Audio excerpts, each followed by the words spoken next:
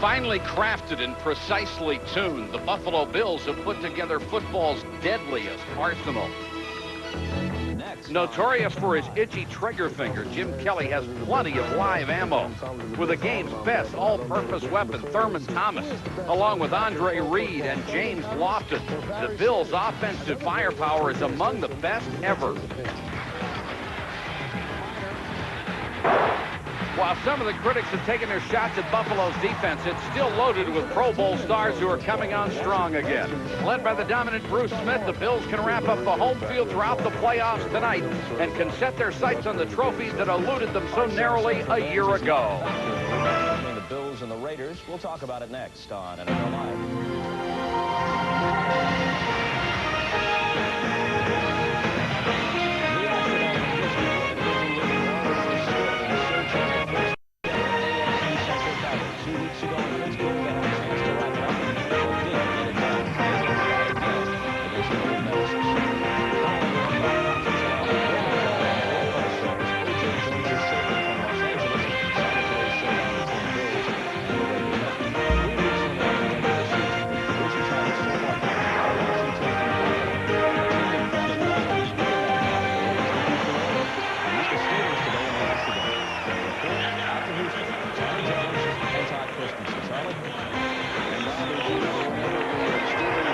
Of all of the AFC divisional leaders, the Bills are in by far the best shape. A win tonight clinches home field advantage throughout the playoffs, something that has proven to be a tremendous postseason edge.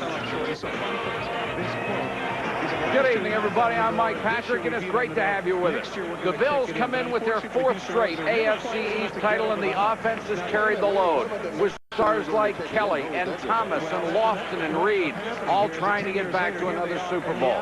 The question, Joe Theismann, is their defense good enough right now to help them get back there? The key word is now, Mike. Yes, they are. Their defense is good enough now. They got Jeff Wright back after missing 7 games. They got Bruce Smith back after missing 11. Just to give you an idea how important Bruce Smith is to that defense, before, when he was out, they were giving up almost 21 points a game.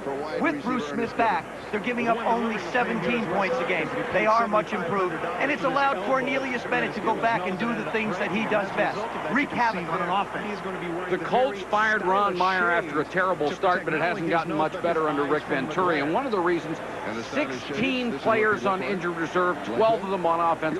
No wonder they're averaging an all-time low 9.5 points a game. Well, if you want to take a look at statistics, besides the 9.5 points a game, you take a look at the beating Jeff George has taken. 27 games in 2 years, 86 sacks. There's no question that Jeff George is the man on this football team that's going to have to make it happen. He's tough. He's proved that by taking as many sacks as he has. He also has a great arm, so he has the athletic ability. But the one thing that he's going to have to work on is his dedication to understanding the position of being a quarterback. He hasn't learned that yet. But if this franchise, the Colt franchise, is going to go anywhere, it's going to be with Jeff George as the man. Where it goes and how soon it goes is going to be up to his development. Rick Venturi, the longtime assistant and defensive coordinator, elevated to the head coaching spot this year. He wants to keep the job, but he may not get the chance. And Marv Levy, with 55 wins and 4 consecutive AFC East titles to his credit, trying to prime his club for another run at the Super Bowl. If I were him, I'd smile too. Teams met earlier in the year, and it was a walkover for the Buffalo Bills. They scored the first 6 times they touched the football, had 276 yards rushing, and won it going away 42-6, a game with liberal substitutions by the coaching staff. Confrontation once again, Cleveland and Denver. Eric Dickerson will not play tonight. He has the flu, and that is one of the reasons, one of the things that has hit Venturi and his ball club all year long. Injuries, illness, what have you, the unavailability of players. Yeah, but the unavailability of Eric Dickerson, I think, puts a lot of questions that we'll talk about through the night. But the thing is the one football team that this team has won this year was won right after Eric Dickerson was put on suspension when they did beat the Jets 28-27. So you just don't know how it affects the ball club. Eric has not really been happy here. There's been a lot of question about his future here. The whole franchise is just riddled with question marks all over the place. He's certainly been a distraction, if nothing else. Well, I think he was a distraction when he came back. He made some statements. His teammates took it very personal. And quite frankly, I think that this football team will play better without Eric Dickerson. Buffalo will get their hands on the ball for the first time. Edwards and Kenneth Davis going deep. Edwards returned a big touchdown return last week against the Raiders, 91 yards, when the Raiders were pounding the Bills, got them back into the game, and of course they came back with a tremendous rush to close the game to win. Okay, I want you to take a breath now. Okay, I want you to take a breath now because the Bills are going to get the ball. We will have no time, and you at home, everybody take a deep breath because you're about to watch Loyola Marymount of the professional football ranks go to work on offense.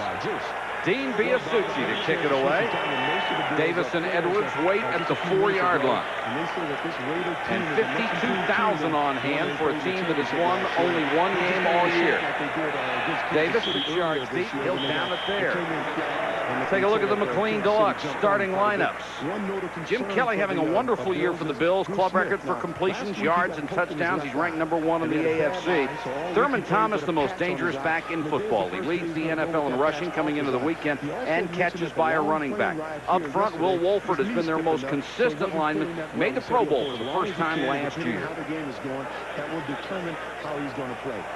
There are so many weapons on this team. Al Edwards, the third wide receiver in the opening set. Thurman. 5 yards. Take a look at the Indianapolis defense. They'll go with a 4-2-5 against the Bills. John Hand has never lived up to his #1 draft selection, but is consistent, plays the run well. Jeff Harrod leads the team in tackles for the 3rd straight year, plays every down, a rarity for an inside linebacker. And injuries have limited the playing time of free safety Mike Pryor. The Colts need him to make big plays. Thurman cuts it outside, first down and more, gets out to the 36-yard line, and Pryor made the tackle. The Colts have decided that the way they want to try and attack this hurry-up offense of the Buffalo Bills is to play with 2 down linemen, 2 outside linebackers, treating them as down linemen, and playing with 5 defensive backs, similar to what the Giants did to the Bills in the Super Bowl. Something of a difference in personnel, however, and Thomas for the 3rd straight time up to the 40-yard line. Jeff Harrod, the leading tackler out of Mississippi, makes the tackle. You know, that offense places so much pressure on a defense because do you want to commit very similar, you know, you talk about the box between the tackles. Do you want to commit players there, or do you want to play back and play pass defense? Kelly with a half roll in his first pass. Andre Reed, who is so great after the catch, out of bounds, just into Indianapolis territory. It has the run and shoot mentality to it, keeping the other defense, making them keep the same personnel on the field and allowing the quarterback to find the soft spot. What they seek, Mike, is matchups. What you do is you get a series and you get a chance to see how people are going to play it. Defensively has not been an area for the Colts that they have been woeful this year. Offensively, they've really broken down. Thurman Thomas for about 5 more down to the 44-yard line. Quintus McDonald out of Penn State made the stop. Thomas already 4 catches or 4 rushes, 26 yards. Ted Marchibroda, the offensive coordinator of the Buffalo Bills, sort of keeps his ball rolling. Thomas again, this time hitting the backfield by Chip Banks, the 9-year veteran. Doesn't take him long to get off a play, does it? No, as a matter of fact, remember now, the play clock starts at 45 seconds. A lot of teams usually snap it down around 10 or 15.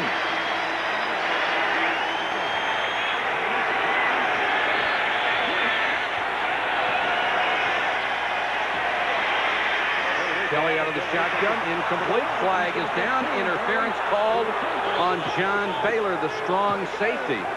What's so amazing about the speed of the Buffalo Bills offense when they get up and run a play is you have to remember the 45-second clock starts from the time the ball is marked for play. Now, receivers could be down the field. Defense, number 36, first down. Is the best.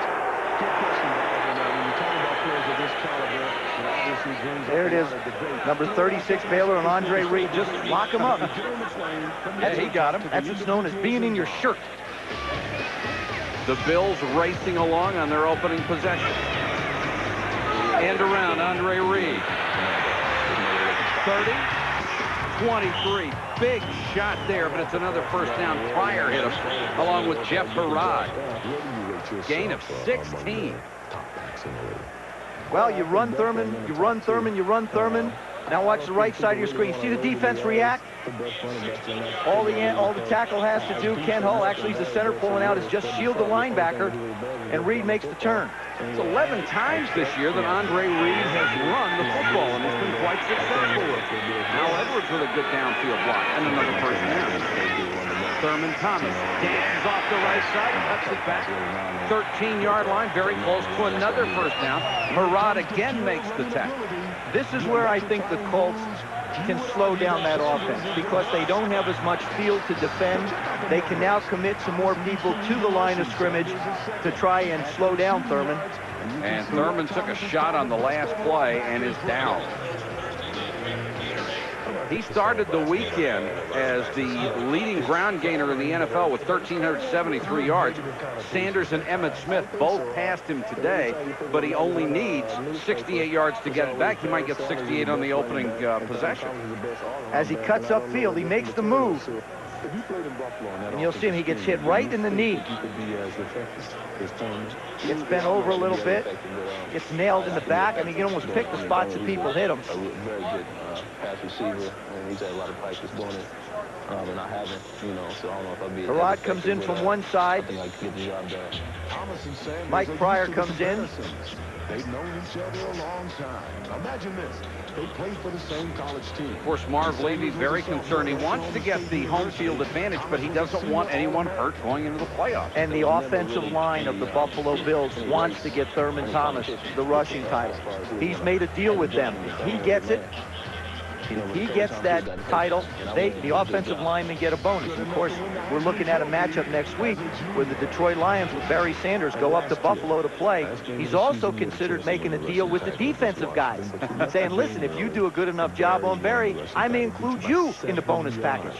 Last year, of course, he came up 8 yards short of Barry Sanders for the rushing title because he was taken out of the final game of the year, and at least he's sitting up. And here's what he has been able to help this team do in the last 2 years. A sparkling record. He's touched the ball either on handoffs or catching it 23 times on an average of a game. 16 times over 100 yards rushing, 29 touchdowns. I mean, he is just a tremendous impact player, the best all-around back in the game. I think he is the most valuable player in the National Football League. Walking very slowly off the field. We will update you on his condition as soon as possible. Already with 34 yards, half of what he needed to be #1 again in the rushing area. And of course, he's gone over 2,000 all-purpose yards this year, which makes him #1 yards from scrimmage. The Bills lead the NFL with touchdown drives over 80 yards. They have 18 of them. Ken Davis, that's Ralph Wilson, the Bills owner. Ken Davis, number 23. He gained 100 yards against his team in the first week. Kelly throws Lofton to the 1. Well, have they done anything wrong so far? It's absolutely unbelievable the confidence that Jim Kelly has. He drops back, looks to the right, then turns at the last minute, throws the ball to a spot, and James Lofton is there. Lofton trails only Steve Largent in receiving yards career, and inside the 20, the Bills have been absolutely spectacular. In fact, they've been absolutely spectacular outside the 20, but they get in there all the time, and when they do, they score. First and goal here. Farwell Gardner.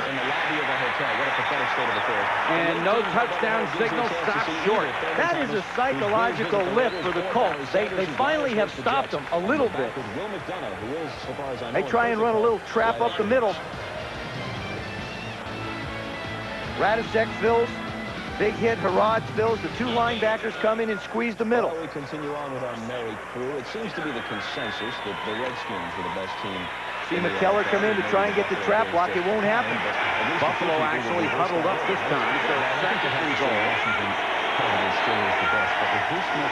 Davis. Touchdown.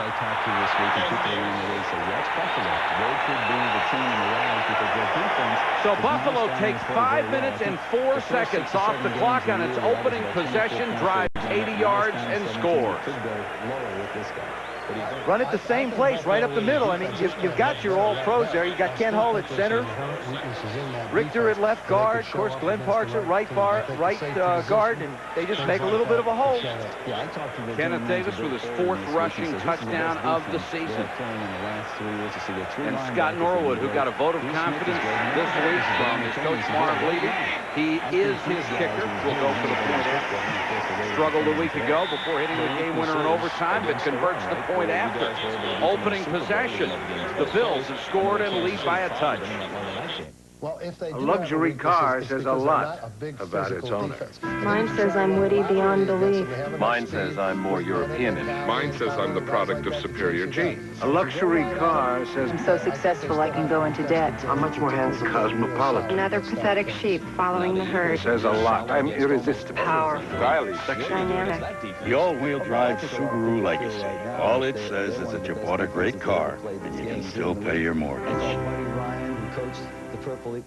These 91s are here to remind you McDonald's McLean Deluxe is 91% fat-free. No, we're not. But you're all 91. Brain surgeon?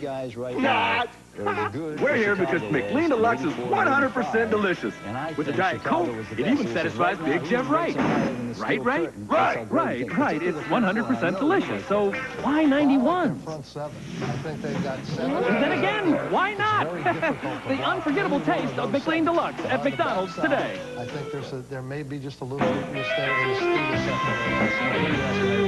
When you play the game and you're looking good, and the Bud Light way is understood.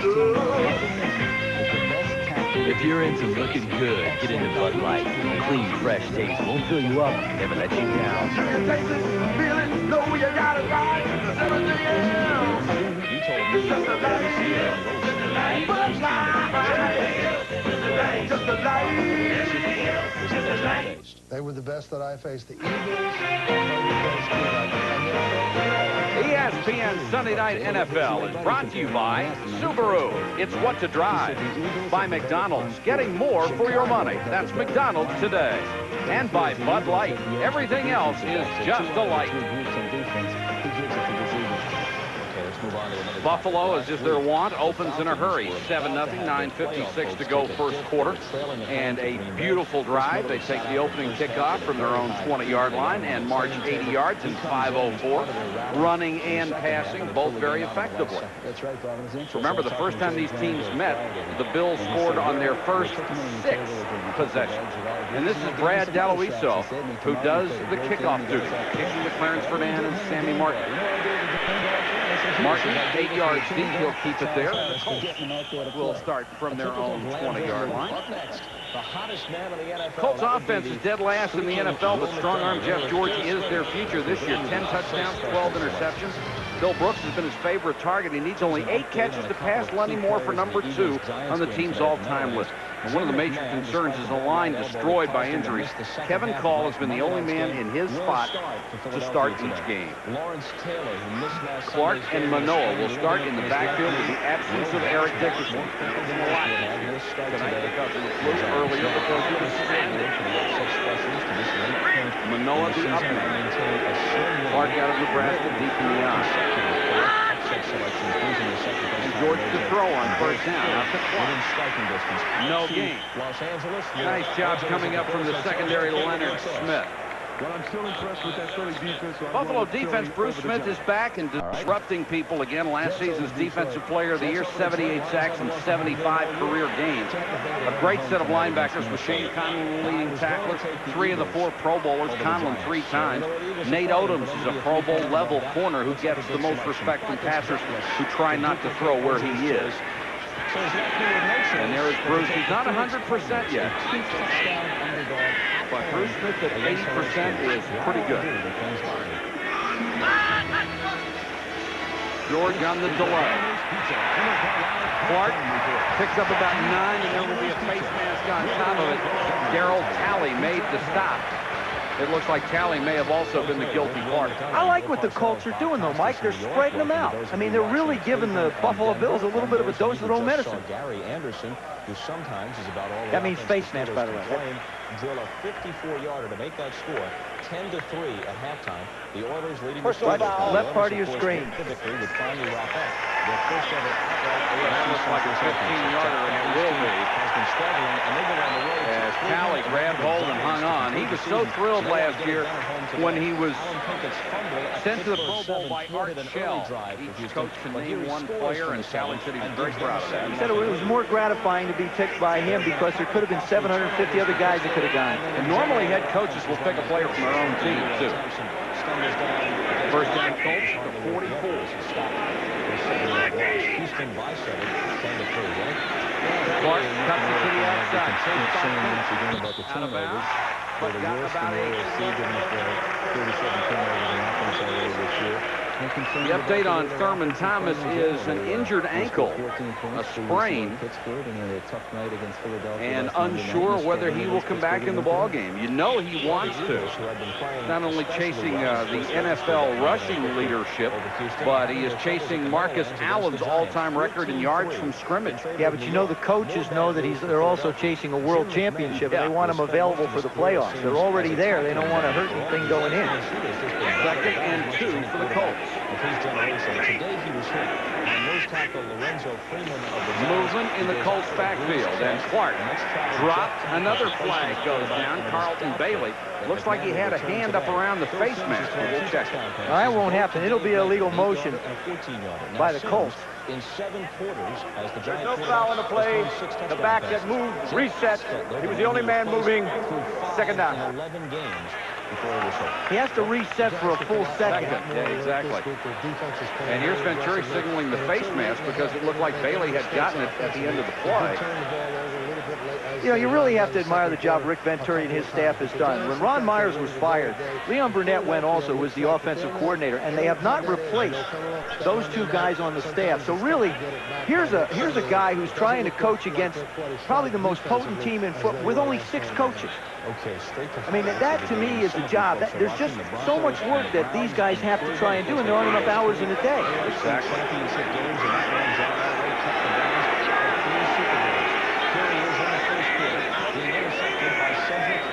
3rd and 3 because the play stands. Bill showing blitz. Here they come. George unloads, but threw it behind Clarence for down. And Jeff George got nailed again. You see, barely gets across. And then into the 2nd quarter from the spread formation, Elway well protected. Jeff George could have had just one more second. Top right of your screen. See him go right through the seam now. Set and fire. Do the best you can. And he has taken his share of hits. We talked about 86 sacks in 27 games. That doesn't count. You don't even know the amount of hits. That's right. I mean, that's hundreds, maybe thousands. Rock starts to kick to Clifford Hicks, who waits at his 11-yard line. Sustaining a long first half drive by getting 2 yards. He's been hit as many times in 2 years as you did in your entire career. Beautiful hit by Stark. And the Colts trying to down inside the 5. It looks like they did it. Great hustle, a 45-yard punt, and a great job on special teams for the Baltimore, or I said it, the Baltimore Colts, the Indianapolis Colts. Back in a minute. Returns at 71 yards for a touchdown late in the first half. The Bird was again intercepted in San Diego territory. Now, in the 2 games which they lost before they righted themselves to a victory against Seattle last week, they turned the ball over 9 times. 2 costly turnovers again this week by the Bird on the interceptions. It's a little flimsy. It's made of cardboard and cotton. If no other headgear comes more strongly recommended by the NFL. So they've had problems every year with San Diego. Even this year when they beat them in San Diego, it was a 3-point game. They always have. There are 100 reasons why college football fans will enjoy these two ESPN home videos. But for the sake of time, here's 5 of them. At halftime, if they should lose and Atlanta wins tonight, first place tie in the NFC West when it looked like it belonged to the Saints. Chicago has a 21-10 lead at halftime at Soldier Field over the Packers. Brad Martin, 2 touchdown runs, Jimmy Harbaugh, 20-yard touchdown pass to Wendell Davis. And Indianapolis leads at New England 14-3. If the Colts win it, they might blow the #1 draft choice. We're back with a halftime preview of the late game most of you will see. You'll see stars on the place where champions are made. Top Rank Boxing on ESPN. Don't miss the greatest hits of the 90s. It's a two-fisted top-ranked doubleheader. Buck Smith, who has more wins than anyone in the fight game today, faces Robert Wagilla, and Rudy Zavala battles Tommy Valdez. Top Rank Boxing, Thursday night, live on ESPN. 51-3. Bill Parcells gives us a look at Buffalo leads by a touchdown and a great play by Alan Grant on the punt. It really was. Now, the thing is when the receiving team is back and the guy that's returning the punt does not try and make a play on the ball, the team that kicked it, a player can actually try and field it, which he does. But look at him. Look at the concentration. Then he has the presence of mind to knock the ball back into the field of play. He could have caught that and stopped, and it would have been down there, but he still has great presence. That's an excellent special teams play. Great hustle. A lot of times when you're overmatched offensively and defensively, you can make up for it in the special teams area. Kenneth Davis will set back for the Bills. He'll get the call. And gets about a yard. Gang tackle Jeff Harrod, the first man to get there. The reason the Colts want to use the 2-down linemen, 4 linebacker concept and keep the linebackers down is they feel like they can get good balance both against the pass and the run. Now, in the first drive, you wouldn't really know that. George Catalopoulos. Here's George. In the first drive, it was the Bills with the bounce. Andre Reed, between 2 defenders after the 30, Chris Good had to make the stop, a gain of 26. Boy, these guys are scary. It's all this is a seam route. You spread him out, you run him straight up the field, he looks in, there's the ball. That's a correct throw. Oh, what timing. If it's a little bit behind, it's knocked down. Got a foot-pound first. Kenneth Davis stops at the line of scrimmage. And Mel Agee, number 90, wanted a hold on that play. Jeff Harrod made another tackle. Harrod's going to be worn out by halftime. Thurman Thomas out of this game has been a big, I think, a big lift to the Indianapolis Colts defense. 2nd and 10. Kelly looks one way, throws the other. Complete for about 8 yards. Got it to Al Edwards. And he's done a fine job for coming in for Don Beebe, who was having a brilliant year when he was injured. Beebe they expect back for the playoffs. But Edwards has stepped in, and they haven't missed much. Be able to use this as a measuring stick, but I think that game just got out of control. You saw games like that. 3rd, about 2. Moving up front, and Davis trying to get the first down. He'll be close. The flag is down late. They've got Marcus Allen back. Looked like the Colts may have jumped to see if they were drawn, and John Baylor up from a strong safety spot in on the stop the first man. Colts were offside, and this would be a first down for Buffalo. And that's what the Raiders are going to have to do. You know, if they're going to control the game, they're not going to win a shootout, but they've got to play the way they want to play and not play. Defense, number 78, 5-yard penalty, first down. 78 John Hand, the former number 1 draft choice in 1986 out of Alabama. And number 1 draft choices have not been this organization's forte. They have had some outstanding picks and come up with several busts. They have won a single game this year. Davis turns the corner, got a good downfield block from Edwards. He may have another first down, and there's a flag down at the end of the play. Chris Good, the first man to run him out of bounds. You know, Indianapolis is trying so hard. I mean, you got them on a string if you're a quarterback. They're trying to grab everything and anything they can to bring them down. That was a face mask penalty. Face mask, 5 yards. Defense, number 37. rest of you will see is the second half of today's NBC doubleheader. The NFL halftime activities will continue. Well, he tried to grab something. I'll tell you what he's lucky. He's lucky he didn't get 15 because it was there an awful long time. Well, the Bills have run 3 plays that have not gotten anything. The rest have been extremely successful.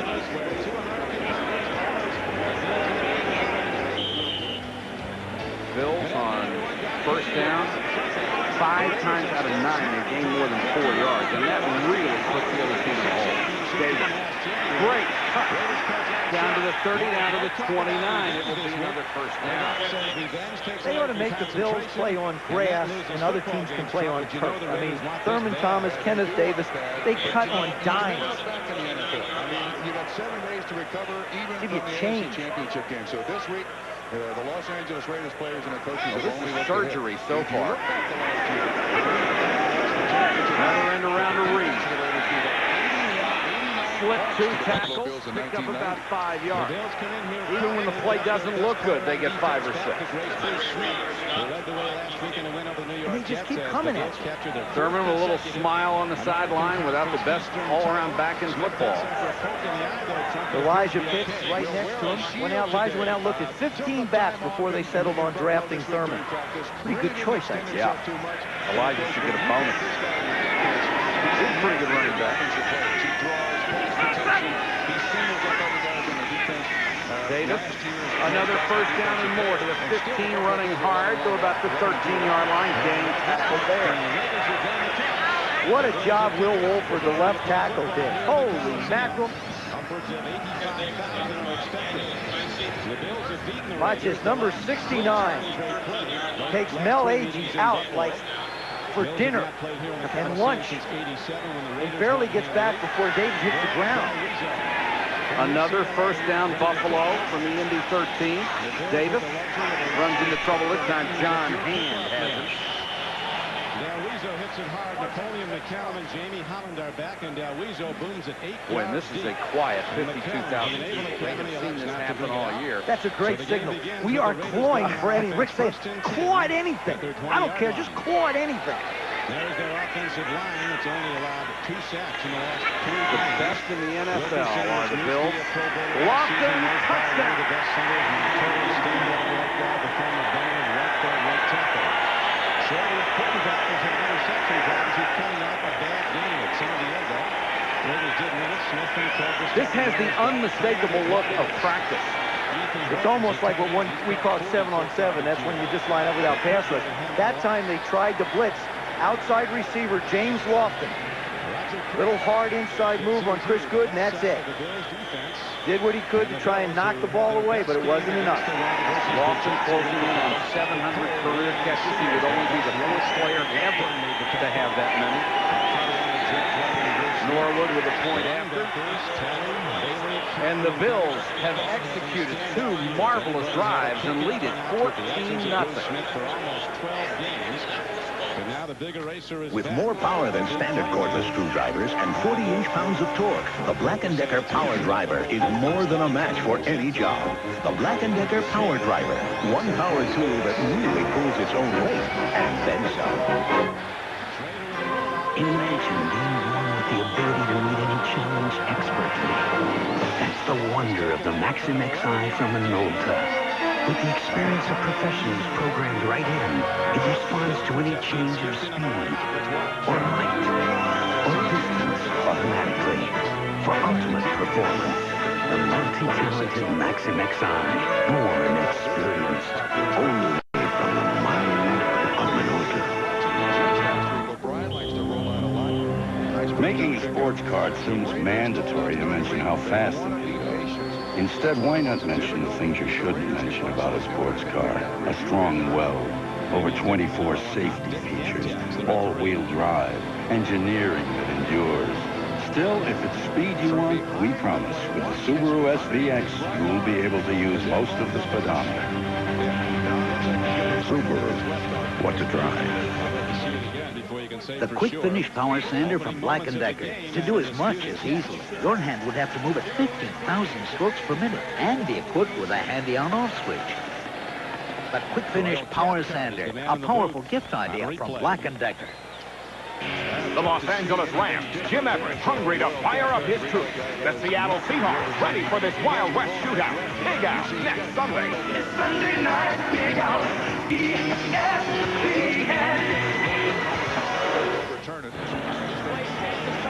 First period, Bills by 14. A lot of times you hear people refer to a quarterback looking at the defense. On this one, Jim Kelly's looking at that safety right there. Now, when the ball is snapped, he looks at the safety, sees it's man-to-man coverage, knows he has one-on-one with Lofton. Now, watch his eyes. Watch where he's focusing. He's looking right at the safety. He knows right now he's got one-on-one. Now he doesn't have to look anybody off. He can focus right on Lofton, make the throw, 6 points. That's what a quarterback is reading when you talk about reading the defense. Galoiso, one of the better kickoff men in the NFL, tied for fifth with touchback. And has a chance to get another one here. The Colts will take it at the 20-yard line. 14-0. Buffalo running over Indianapolis. He's Stock Car Racing's all-time winner. He's Stock Car Racing's all-time most popular driver. He's the king, Richard Petty. In this new ESPN home video, The Ride of a Lifetime, Richard Petty and STP, you'll have the chance to come along with me, Dr. Jerry Punch, for a personal visit to Richard's home, and we'll show you classic video footage of Richard's greatest moments. To get your copy, call 1-800-342-3400. Excuse me, do you know what stock options are? I wish I did. The information you know you should know is in the Wall Street Journal's video guide to money and markets. This exclusive 30-minute video is free. When you call for 13 weeks of the journal for just $37, that's over 20% off the newsstand price. Call toll-free 800-832-8700 for 13 weeks of the Wall Street Journal and your free video on money and markets. That's 800-832-8700. Another Sunday night. It's been a tough weekend. Yeah, it's not easy bringing home the bacon. Especially when you could be the bacon. So what's on TV? How about some Sunday night NFL on ESPN? Yeah, let's watch them toss around the old pigskin. Don't say pigskin. Sunday night NFL on ESPN. Hey, boys, let's pig out. Let's pig out ESPN. Want some pork rinds? Oh, yeah. Part of this football team. But the Buffalo, after 2 possessions, leading Indianapolis 14-0, and the Colts quarterback Jeff George, one of their prized possessions at this point in the franchise. And the quarterback drafted with the #1 pick since '70. He is the only one to have more touchdown passes than interceptions over Aikman, Testaverde, and Elway. But look at the number of sacks, 86. Here are the other #1 picks. 86 sacks. Saying he's held up. When you think about, for example, Jim Plunkett, who's up there now, he came out of New England completely physically beat up. Now, hopefully this kid's going to be able to go a little bit further than that and be a little more healthy when they get a team around. First and 10 Colts, who really need to get something started. And Clark will get the carry in the round. Forget. Bruce is there for a 9-yard loss. Yes, folks, he is 80% physically. He'll still make the Pro Bowl at 80%. He is something. Missed 11 games. I can just come off the ball. Yeah, there they go. I mean, he's supposed to follow the lineman. Oh, with one hand. I mean, what you do is you go up to Daryl Huffman and you say, hey, look, Darvell, try and get a little deeper on the reverse next time, will you? And Darvell's going to say, don't call that one again, will you? So now 2nd and 18, officially a loss of 8. Wright and Smith's return on the defensive line will make a world of difference in this team. Quick pass, complete. They get back near the original line of scrimmage as they hit Huffman. Nate Odoms makes a stop. Jeff George, in my opinion, has a wealth of talent. He throws the ball as well as anybody in the game. I don't think he's learned how to play the position of quarterback yet. It's more than just stepping up and taking a snap from center. It's the study habits. It's the hard work that goes into it. Even when your team's 1-13, that's when you start to make strides in that area. 3rd and 11.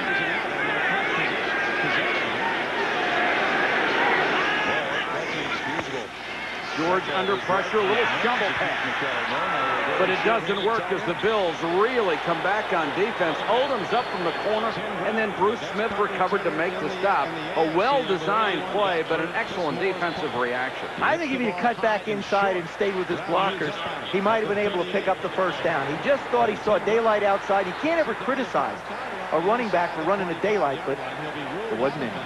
No. Ron Stark to kick to Clifford Hicks, who waits at the 30.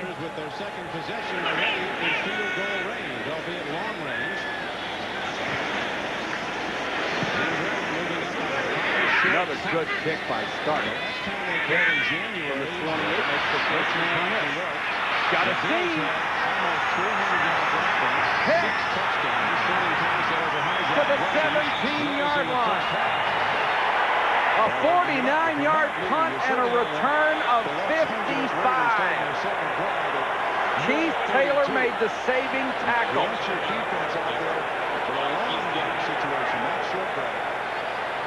A lot of times you call out-kicking your coverage, makes the first man miss. Now he gets to the wall, cuts up inside. You start trying to do what he can to steer him somewhere. Well, that's a heck of a job by Alan Grant just to get his feet to slow him down. He had a 59-yarder last week against the Raiders. That was the longest punt return that didn't go for a touchdown in the team's history.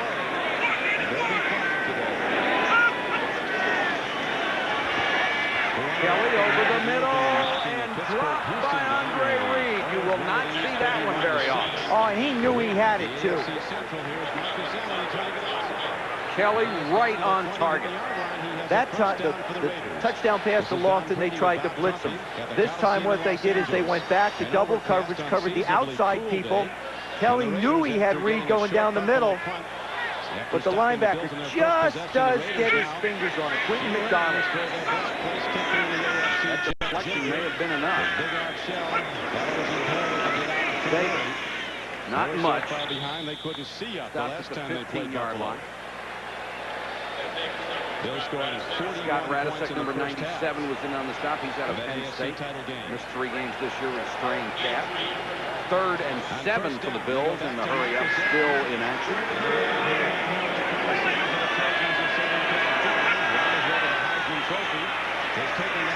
Kelly over the middle, touchdown, Kent Davis. I'm trying to pick up what it appears to me. It appears to me that the Raiders are using 3 offensive tackles. That they're trying to rebalance the line against the football Bills. And Rick Venturi has seen this before. So Davis now with a rushing and a receiving touchdown. Jim Kelly looking over the entire defense. Puts a nice tight spiral right where it's supposed to. That's a great throw. He couldn't get it to Reed down the pipe before, so that time he went to the running back. Norwood for the point after. He's been perfect on 3 tries. Norwood may be leg weary already. 16 seconds to go in the quarter, and it's 21-0. The machine from upstate New York is running on all cylinders.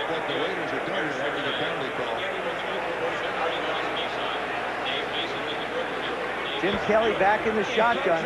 Right-hand part of your screen. You'll see Kenneth Davis just circle around behind the linebacker. He's matched up on Scott Radisek, and it's just no contest. I mean, that's really what you look for, is you really look for matchup with a linebacker and a running back, and that's what Ted Marchibroda tries to preach there. Now, see, even Darryl Talley's come over and said something. He's a defensive guy. Hope you join us next Saturday, because the NFL will be in action then, and so will we, with a special edition of Game Day on Saturday, 11:30 a.m. Eastern. Then on Sunday, our regular schedule, Game Day back at noon, prime time at 7, and then at 8 o'clock, Joe and I will be in the Kingdome in Seattle. The Rams and the Seahawks, 2 teams that have had troubled seasons and wondering about the future of their respective coaching staff. And we'll be there to check that out. And we will have a special treat for you tonight. Walter Payton, Sweetness, the great Chicago Bear running back, and hopefully for him, future NFL owner will be joining us live in the 3rd quarter. Clarence Verdun and Sandy Martin waiting at the goal line for Daloiso.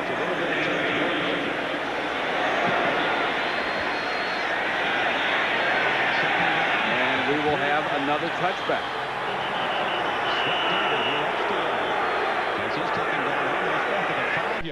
Jim Irsay, the son of the owner, the general manager and vice president of this ball club, he will have a lot of decisions to make this year, one on the coaching staff.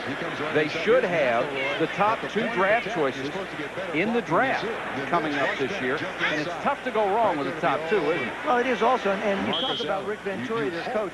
They have said that he will be a part of the organization, but the decision hasn't been made whether or not he'll be the head coach. The Colts have a total of 19 yards in offense so far. Buffalo 177.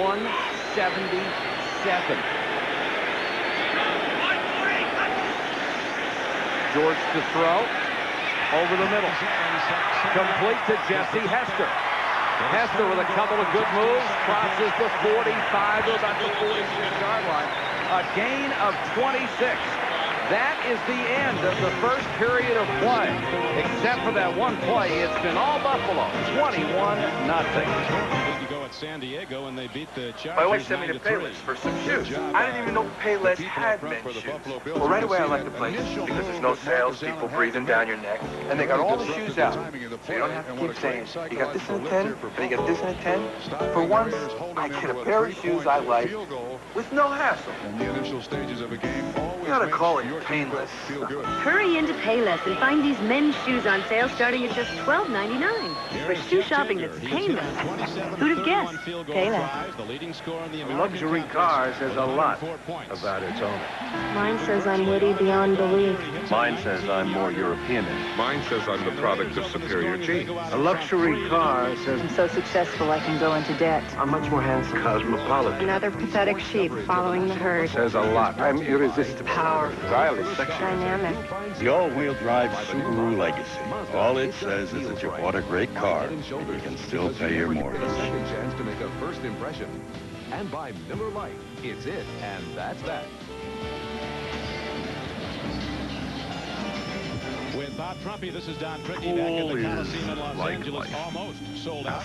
As we check the Miller Lite 10-minute ticket. I remember a guy said that to me once, and I never asked him what he Reigns is AFC Central champion, coming out of that slide to win easily over the Steelers. San Diego was leading all the way at Kansas City, but now Relax. The Chiefs You're among have forced friends. overtime. Levi's 100% cotton Dockers. After Jaeger hit the field goal from 19 Mike Patrick, Joe Theismann back with you from Indianapolis. Thurman Thomas injured early in the ballgame with a sprained ankle, could return.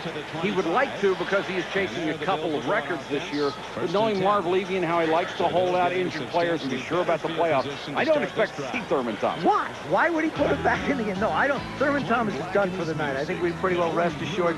Next week it's going to be a matchup between Barry Sanders and Thurman Thomas for the rushing title in this. The thing is, the Colts just got their first big play. Now I'm going to go out on a limb, folks. Don't go away. We told you last week, was down 20-3. There's still a chance. Still a chance out there. Only if Santa Claus shows up in a Colts uniform.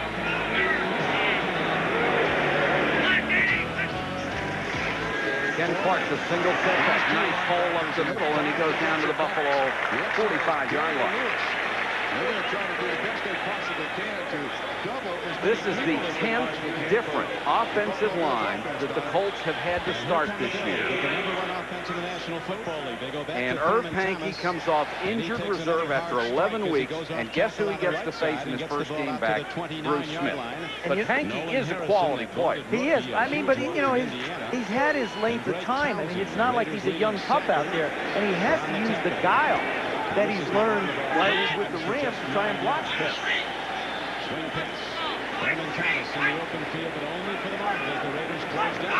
Thurman Thomas at the 32.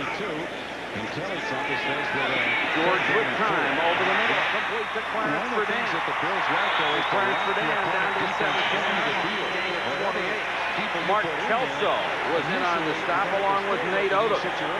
You know, a lot of times when you've been sacked as many times as Jeff George has, you have a tendency to be a little gun shy. But when you got a guy on the left side like Irv Pankey, Smith tries to take the big road upstream, Can't get it. George does a nice job of stepping up in the pocket. He's got a great gun.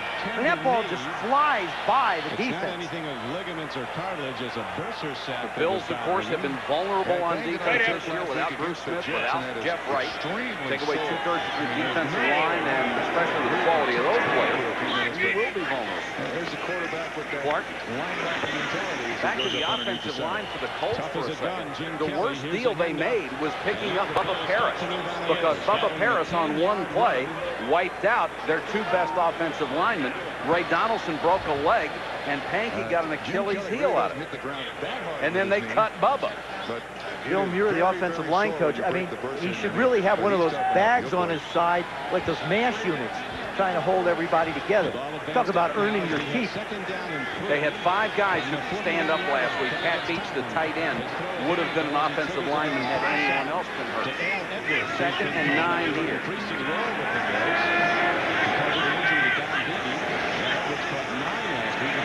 George quickly over the middle is complete. Down to the 10-yard line.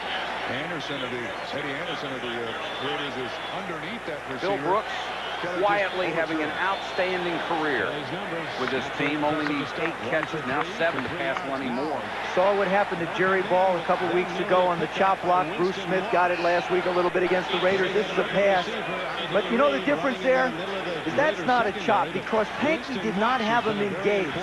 Smith had an opportunity to take Clark on one-on-one, and that's the distinction that I think they're going to have to clarify. Down to about the 6-yard line. Mike Lotus, the nose man, made the tackle. The other thing, talking to Bruce Smith and Darryl Talley, I think like other defensive players around the league, if the league does not do something, they are ready to do something. And the league is going to get a lot more people hurt, and they have to really, you're absolutely right, Mike. They have to make that rule uniform both on runs and passes, and it's very easy to tell whether it's flagrant or not, or whether it jeopardizes a player's career. Got to be stronger legislation. 1st and goal for the Colts. They have been impressive on this drive. They need it now, 21-0.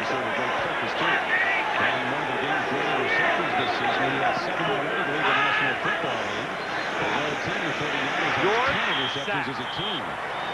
Cornerback blitz by Kirby Jackson. And George never saw it. A lot, you know what you'd say? People would probably say, oh, well, the offensive line. That's a sack that he got. You can't keep backing up. You got to set yourself in a pocket. You got to give the line a chance. Number 47, he's got to set. Now set. See, the pocket's up there. You got to step up. What he did is he got out beyond the pocket, and he paid the price for it. You can't blame the offensive line for that. That's one that Jeff's got to take on his shoulders. So now it's 2nd and goal from the 14-yard line. 87 seconds and 28. He would love to have any sort of conversion. He gets ahead on a 1st down carry for about 4. Quick throw this time, almost picked off.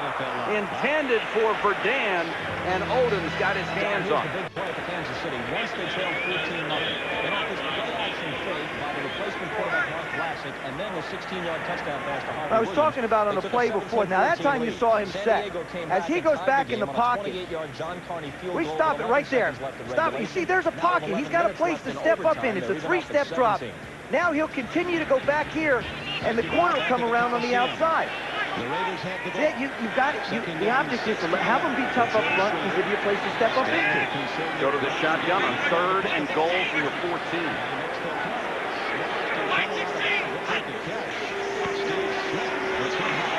Chased out of the pocket. Cornelius Bennett had him and lost it. Loops it to Clark.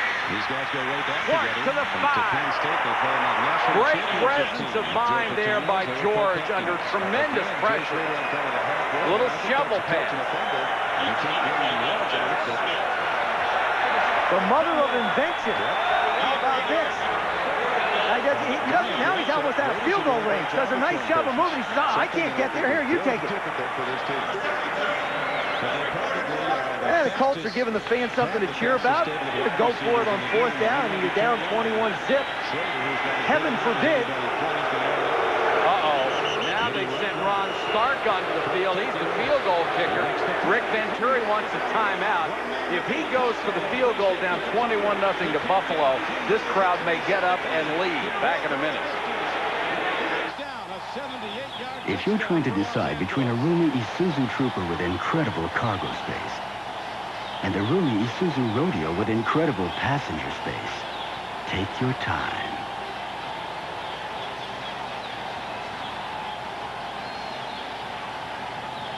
After all, at these prices, you can afford to be choosy. Isuzu, there's no comparison. Hurry, year-end factory-to-dealer incentives end December 31st. This royal throne of kings, this happy breed of men, this earth of majesty, this little world, The airline that's uniting the world. United brings you non-stop service from 6 U.S. cities to London's Heathrow and the land of poets. this blessed plot, this earth, this realm, this England. Come fly the friendly skies. When regular drills hold you back, send in the new Ranger cordless drill from Black & Decker. It goes anywhere to handle all the tough jobs. No strings attached. The new Ranger cordless drill, a powerful gift idea from Black & Decker. Thank you, Doctor.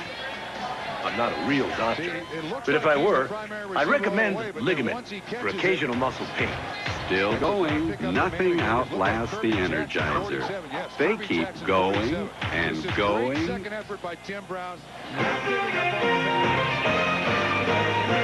ESPN Sunday Night NFL is brought to you by Isuzu. For features, styling, and price, there's no comparison. By United. Come fly the airline that's uniting the world. Come fly the friendly skies. And by Black & Decker, the source of powerful gift ideas. Rick Venturi has decided to go for the touchdown after all on 4th and goal from the 4-yard line. And Walt Corey, the Bills defensive coordinator, trying to come up with something to stop him on 4th and goal. Well, chewing on his swizzle stick. And the Colts may not expect too much. The worst in the NFL in goal-to-go situations. Jeff Jordan's already set a single-season completion record for this club. Movement on the line, and it looked like Brian Blados got out of there early. Blados picked up on waivers after he was cut by Cincinnati. Ball starts prior to the snap. Number 63 of the offense. 5-yard penalty. Still 4th down. It's so hard for them to have any continuity on the line. See that number 7 on the back of Blados' helmet? Of course, you know he was a Cincinnati Bengal. That's for Boomer Esiason. We saw Boomer Esiason wear it on his. And he feels the same way. Two very, very good friends. Didn't want to leave necessarily, but had to. But it's their way of acknowledging one another. Now 4th and goal from the 9. Give him a little more room.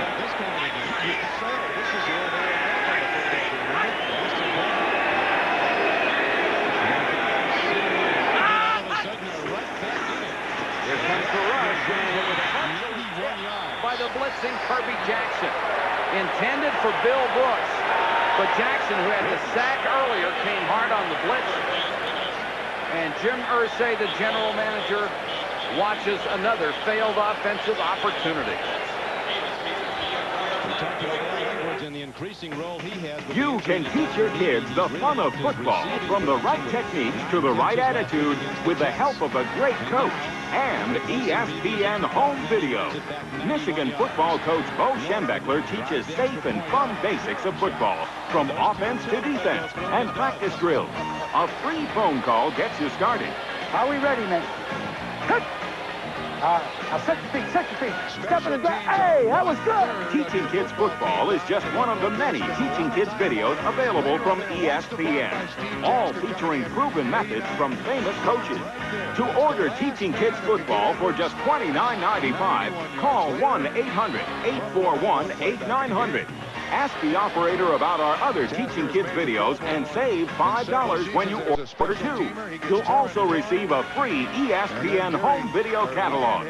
Teaching Kids Sports is child's play with ESPN home video. Is over for the Raiders. Make this the winter you learn to ski better with tips and techniques from ski's top teaching pros. Found in this all-new Ski Better Now video. Yours free. Call this toll-free number today, and Ski Magazine will send you this video free with your paid subscription of only $11.94. Enjoy a full season of Ski Magazine, America's top-rated magazine for skiers. Beginner or expert, reach new levels of ability. Call today to get Ski Magazine, plus your free video, and Ski Better Now. At Texas. Bruce Smith and the Buffalo defense just turned back the Colts to preserve a 21-0 lead. You know, Mike, even though they got the 5-yard penalty, I don't believe the pass route they had was going to get enough. You see Kirby Jackson come on the corner, but Mike Lotus, number 73, knocks the ball away. Even if it was caught by Billy Brooks. Watch where the ball lands. I mean, he's going to be on the 5-yard line. I don't think they ever changed the play. And they had to get the ball into the end zone. Here's Kenneth Davis, first up the middle. Good. Gives him a shot as he crosses the 20. Talk about time of possession. This is where the Buffalo Bills blow it out of whack. Before that snap of the ball, Buffalo had the ball 10 minutes and 2 seconds. Indy had it 10 minutes and 3. But it's 21-0. If you can do what they do in so few seconds, it doesn't matter. Davis burrows his way across the 25 to about the 26-yard line. And so the Raiders the Terminator first and 10 on the touchback at their 20. Taking off his pads. The night's over. 34 yards. Either that or he's really a stud. He's going to play without him. Well, that means he will be in second place behind Barry Sanders, just ahead of Emmitt Smith as they go to the final week. Remember, he barely lost the rushing title last year when they took him out of the final. He had his best season a year ago when he threw for 19 touchdowns. Taylor and Agee on that last tackle. This season with that last team. Bright young man who just had a brilliant career. He's been intercepted. What a weapon. 14 times. More than all of last season. Davis on the delay. Colts mess up the timing of that play. Travis Davis on the bottom of the pile, number 95. And a big hand from the Indianapolis crowd because they are going to force the first punt of the game. Chris Moyer, their punter, only in his second year out of Alabama. There's a guy who really doesn't get much credit because you focus on Norwood, what happened last year, but this guy's done a heck of a job for him. You mentioned it. Played with the Montreal Machine in the WLIF. 38.7 average. And an excellent net average. What is this? Holy cow, all the way back to the 18. And tackled at the 18. Flag is down, however. Loss of 2 on the return after a 53-yard boomer. Steve Tasker, who else? The first man down on special teams for the Buffalo Bills, the Pro Bowler. Nebraska runs hard and gets across the 25-yard line. Face mask penalty. Be a third down and 4 play arising. Tackler was Darrell Taylor, outside backer for the Bills. And so far in the first half here, we've seen Roger Craig, we've seen Marcus Allen, the big weapon on 5-yard face mask. Number 20 on the return. 5-yard penalty. First down. Timeout. Wants to put in the second half after the defense is worn down. Tasker, the Pro Bowler on special teams, and we'll be back with a 21-0 score in just a moment. This Christmas, Tandy Computers, some of the best-selling PC compatibles in America, are on sale at Radio Shack. 4 complete systems with color monitors start at just $599.90. All come with 24 unique home organizer programs. The more powerful RLX system is the perfect home office machine. And with hard drive, it's just $1199.95. The Tandy 1000 family of computers. So easy to use, we guarantee success. Radio Shack, America's technology store. Now that's drain 45. Misread the coverage. Got the wrong information. You can't turn Marcus Allen loose out there in the flat. Marcus Allen approaching 12. You promised me something really special for my birthday. A whole weekend in the great outdoors. Without me. Here's to the great outdoor, men who understand, and comfortable blue jeans. Last year, Wrangler. Ty Detmer became the first of Brigham Young's outstanding quarterbacks to win the Heisman. Mercedes, BMW, Lexus. Passing leader. Expensive cars with a life-saving luxury and airbag. Fortunately, there's also the Isuzu Stylus, the first import under $10,000 with a driver's side airbag standard. So you too can enjoy a lower cost of living. The Isuzu Stylus, there's no comparison. Hurry, year-end factory-to-dealer incentives end December 31st. Whatever it takes. Anabolic steroids, enhancing strength, speed, looks. An NFL player tried suicide with his use discovered. The drugs made an Olympic giant. They are in our schools. Outside the lines, Tuesday the 17th. A touchdown pass from Millen to Michael Timpson. To say it has been all Buffalo would be an understatement. The Bills lead at 21-0 here at the Hoosier Dome. 17-3 come back to beat House of frustration indeed. For the Bills. 1 win, 13 losses, 9.5 points a game on offense. They have not won a game at home. 52,000 showed up anyway. Clark is ripped by Bruce Smith, who just took one arm and flipped it. Holy cow. Boy, does he take a corner hard. Woo! Wow. Steve Smith. 52,000 on hand, only about 8,000 empty seats at the Hoosier Dome, a tribute to the fans of this franchise. Budweiser's storyline shows us that Jim Kelly has missed only one pass. That could have been caught. He has 2 touchdowns. Buffalo has rushed for 113-17. Thurman Thomas done for the night with an injured ankle. And the Bills have scored 3 out of 4 times. That's worse than the first time they played when they scored the first 6 times. Colts have improved. 23-17. He's all over his quarterback, Hugh Millen, at midfield. Back to down inside. George pump fake. Throws on the run. Being juggled, going out of bounds. Jesse Hester had his hands on it, couldn't hold it. There was a guy a couple years ago who was really out of football. Jesse Hester just really quit on himself. His last year with the Raiders, he told me, he said, you know, it got to a point where I didn't want him to throw me the football. So his brother put together a highlight film showing him some of the great catches that he made, and it really rejuvenated him. Last year, over 50 catches. This year, over 50 catches. And he really appreciates the fact that he's playing pro ball, and his record and his numbers have shown it.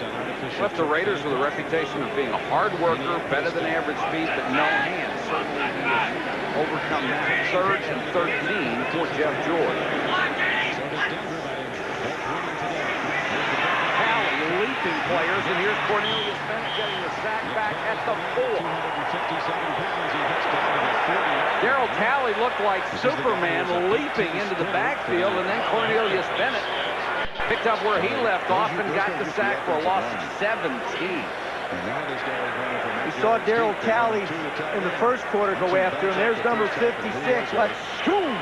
I don't know if I can draw it as fast as he's going to get there. It's no contest. Unbelievable. Unbelievable. And then, of course, Biscuit, Cornelius Bennett cleaning up for him. Ron Stark at the end line, coming out of the end zone. Clifford Hicks waits in Indianapolis territory. Wobbly kick this time, and Hicks with a fair catch for 42. Punt of 38 yards, no return. Earlier, we mentioned something about the Colts draft history. There's Jim Irsay, the general manager, the son of the owner. And they have not had great success in the draft. 1980, they had the 5th and 24th selections in the first round. Got nothing out of it. 1981, the 12th and 18th. Donnell Thompson has had a good career, but not that kind of impact player that you would have thought. And then Johnny Cooks and Art Schleister, that turned out to be a disaster. 83, they take Elway, but they can't sign him. We'll show you some more in a minute. Reed over the middle. Oh. Parrott got there, put a helmet on him in a hurry. Here are the others. Leonard Coleman and Ron Solt. Solt turned out to be an all-pro, but they traded him. Dwayne Bickett, who's been a fine player ever since he's been here. John Hand has never lived up to that reputation. Cornelius Bennett, they got a prize there, but they couldn't sign him either. He ends up in Buffalo. Davis dives forward to the 30. And when you have that many opportunities, that many chances to get impact players and guys who can really build your franchise, you have to look at the front office and not the coaching staff and say, hey, these guys are going to make any mistakes. This football team does not have a plan. I mean, it's sort of been like, let's see if we can patch it and put it together. They haven't really come up with a plan, and I think that's a priority for Jim Irsay. He also mentioned to all the agents out there that there is a recession going on. He's going to have 2 number ones, just keep that in mind. Well, 1-13 is about the worst recession you could have. Reed can't hold on. Baylor, nice job. Of course, then there was the Dickerson trade. And he's gained a lot of yards for them, but he has been such a problem for this franchise. You know, but in 1982, he acknowledged the fact that they drafted for need. That's not going to be the approach now. You're going to draft the best players on the board. And I think that if you're drafting athletes, it helps. And if the juniors come out the way they're projected to, he's going to get some fine players out of this draft. Edwards to the 24. That will be short of the first down. Our draft expert, Mel Kiper, says these would be the top 5 draft picks. Steve Emtman, and this is assuming that the juniors do come out. Bob Whitfield, the great left tackle for Stanford. Terrell Buckley, Desmond Howard, the Heisman winner, and Troy Vincent. You don't see a quarterback like Klingler in there, but I think he's got to be pretty close. Kelly with all the time. Reed, touchdown. This has turned into a shooting gallery. 4 out of 5 possessions, they have scored touchdowns.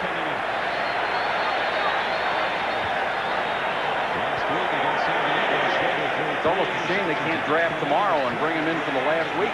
I mean, it's unbelievable how proficient this offense is. I mean, if you come up and try and stop the run, he's going to find a seam. He looks off, looks to the left. Look at the time.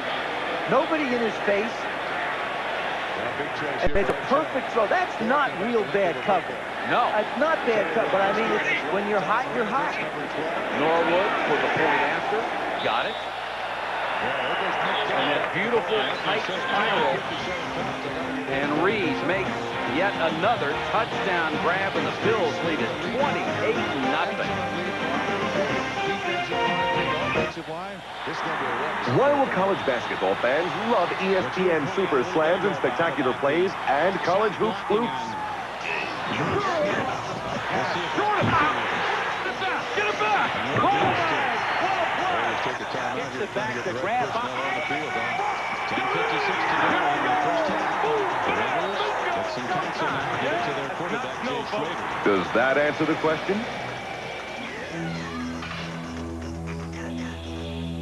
Everyone has a dream, a vision deep inside. When I decide to follow up on an investing idea, I need a broker who's ready when I am. We make it easier to follow your own lead. I can call Schwab at any hour, nights or weekends, get the information I need, even place an order to trade. Always there to give you just the help you need. Help yourself at Schwab today. You'll see stars on the place where champions are made. Top Rank Boxing on ESPN. Don't miss the greatest hits of the 90s. It's a two-fisted top-ranked doubleheader. Buck Smith, who has more wins than anyone in the fight game today, faces Robert Wagila, and Rudy Zavala battles Tommy Valdez. Top Rank Boxing, Thursday night, live on ESPN. With Domino's Pizza's Seasons Regional Football League is brought to you by Buffalo in a romp with 4:47 to go first half. Jeff George being tended to on the sideline. They are working on his ankle. We hope you'll stay with us. Several things to ask Sweetness about. I'll tell you, Sweetness, you know, we can rave about his athletic ability. He certainly was the best, but what a great class act he is as a person. Just going to say, if class were a qualifier to be an NFL owner, he'd have a franchise very soon. Galoiso has put 3 in the end zone. This time they'll be able to bring it out. Sammy Martin from a couple of yards deep. As a hole. Martin to the 37, and the crowd finally has something to cheer about. Return of 39. Poor Sammy Martin, Sammy Martin, he feels like he's been snake bit. Last year he was in New England when it was 1-15, and now he's here, and Mark Herman's going to take over for Jeff George. Now, he's had a lot more experience than Jeff George, and he'll be out there trying to read the defense a little better. Now, there's Cornelius Bennett. Brings down Jeff George, turned his ankle or hurt his foot on that play. This will only be the second snap that Mark Herman has taken this year.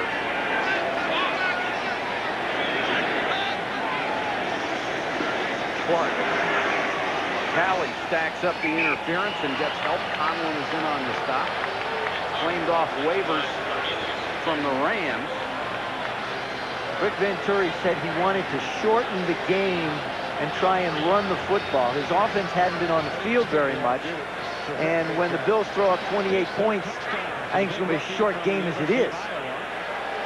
And that's what they're going to try and do. They're going to try and use up as much of that 45-second clock as they can. Herman, of course, was part of the John Elway trade with Chris Hinton in '84.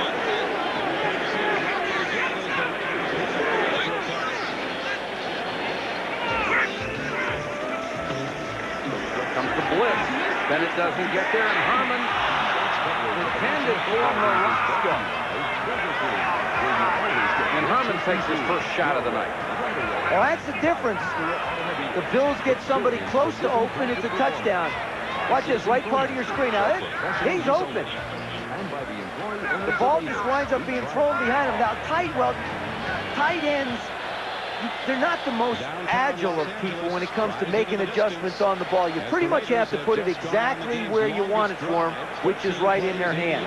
Hey, that really wasn't a bad throw. No, it wasn't. I mean, when you hit the guy in the middle of the back and he doesn't turn around. It wasn't, you're right. Working on George.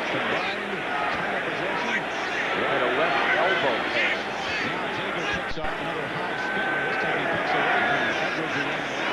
Comes another blitz. Talley doesn't get there, but he made Herman throw it well before he wanted to. And the Colts are 3 plays and out again.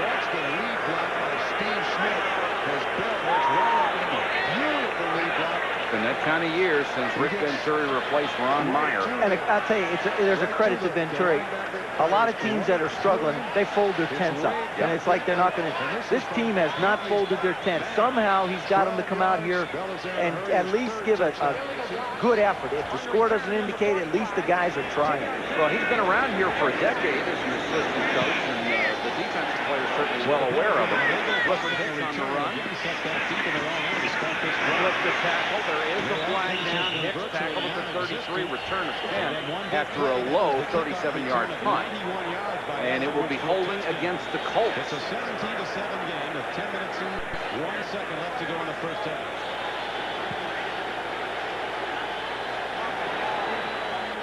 Marv Levy, just another day at the office, 28 in the first half. Number 37 on the kicking team. Right of the kick. Penalty decline. First down. Declined the penalty, so taking over from the 33-yard line. We invite you to watch 2 very special shows on Tuesday. 2 shows that you and your kids should watch. First, Dick Vitale special, The Game of Life. That starts at 9:30 Eastern. Dick talking to some of the best young college basketball, high school basketball players in the country. Then Outside the Lines, the Emmy Award-winning show with a look at steroids in sports. Penalty markers fired in by the umpire from off the play. Looks like a holding call against the Bills. That's what it usually indicates. Oh, baby, oh, baby. Dick gets into oh, baby. Well, Dick gets into everything, and that makes him so much fun to listen to. But if you haven't seen Dick get into something, let's just see this. You just have to wonder how long Jim Kelly will play in this game.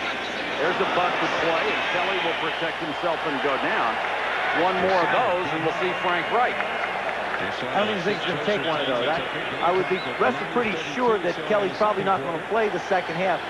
But you got to be careful. 2 things Marv has to be careful of in a game like this. Number 1, of course, is injuries to key players. Doesn't want to lose them this late in the season. Secondly, you don't want to let down even though the score is a little bit out of hand, because that's when you can get hurt. We asked Jim Kelly last night if he had any personal goals, and he said the Super Bowl, and he said, well, I'd like to get 4,000 yards. He needs 275 in the next 2 games. Kenneth Davis, who has filled in nicely for the injured Thurman Thomas. We've got a couple after the 32. Kelly's thrown for 119 yards tonight. But that incompletion, Kelly now 1 of 5 for just 3 yards. So he's nearly halfway there, and 3 touchdowns. Kelly again at the goal line. Here comes the rush. Kelly dumps it off. Looking at a Pro Bowl quarterback, just having another great season. John Hands hit him, got away, and then he's buried back at the 25. The Colts defense certainly hasn't quit. Shane Curry will get credit for the sack. The rookie out of Miami. Another one of those guys without a lot of technique experience. You just say sick him. Well, you know, a lot of the guys out Miami has such great athletes that you just try and line them up and say, go get them. And then you get to the pros, and they find out everybody up here is a great athlete. And the way you get good up here is through techniques and study. Chris Moore. Will punt again. Beautiful kick. Drives the Dan back to the 20. Trying to get to the pick line on the right side.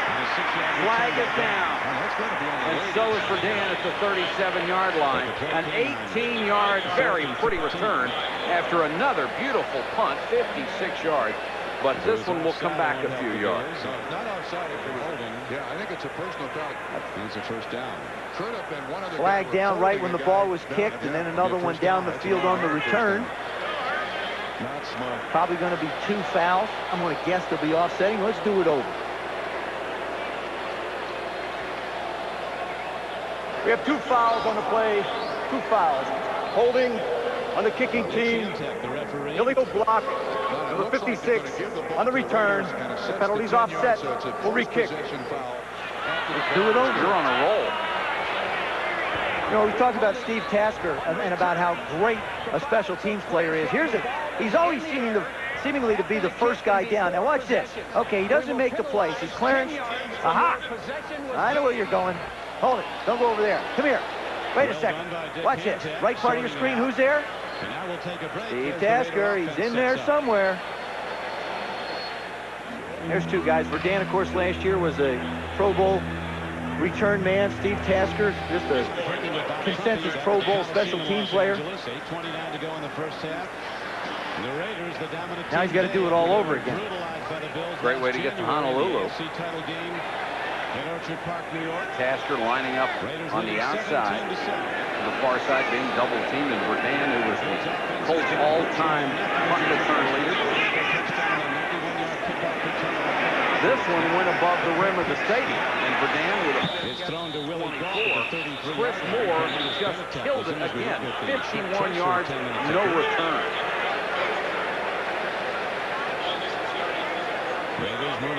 The wingmen on punt coverage, I mean, it's just unbelievable. They want to run you so far. Matter of fact, they're going to send him over and let him visit with the coach. Look out, Marv. Marv was a special teams coach. Steve, you got to go pick him up. Getting too involved in the work. Look at this. Look out, coach. Now, when a coach gets, he wants to make sure everybody's healthy for the playoffs. Now, does he go to the locker room at halftime or what? Oh, yeah, he's standing there going, geez, it's a tough game. Colts take over the 24. Ken Clark, who is run very hard. Brought down by Mike Lotish, the middle guard. And we have reached the 2-minute warning. It's 28-0 Buffalo. Marcus Allen has helped him a great deal setting up blocks.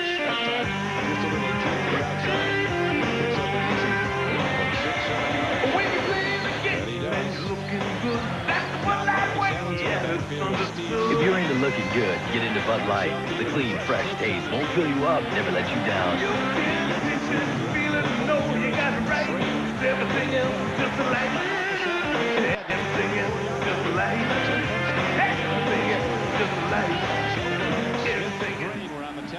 If you're trying to decide between a roomy Isuzu Trooper with incredible cargo space and a roomy Isuzu Rodeo with incredible passenger space, take your time. Shows great patience here.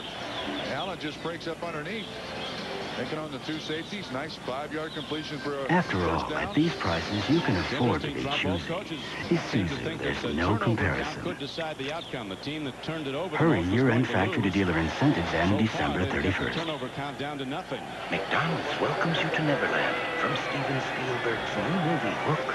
where you'll find the never tree and where there's...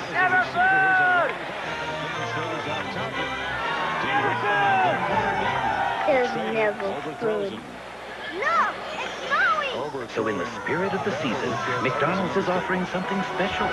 McDonald's gift certificates in $5 books. Good for everyone's favorite food. And they all ate happily ever after. One of the things you're going to see all over the field is pushing and 1:57 to go in the half, 28-0, Buffalo over Indianapolis. And the Colts communication system having something of a problem. This looks like Christmas tree lights, doesn't it? String them out in your living room. No, wait, this is the offensive boot? No, it's the defense. No, he may have Formosa with that setup. Coming up at halftime, the fastest 3 minutes in television. And we'll take a look. Take a look at the playoffs and the way they stack up right now. Joe back with the first half analysis. Injury report on Marv Levy, shaken up, still able to coach. Been laughing most of the time. Tasker isn't laughing. That can get you in a doghouse. He's hiding. Yeah. Clark and Tim Manoa are the backs. If you join this late, Eric Dickerson is out with the flu. Mark Herman throws complete to Brooks. Odom's Jeff George is out, and that looks like he's done for the night. Big ice bag on the elbow.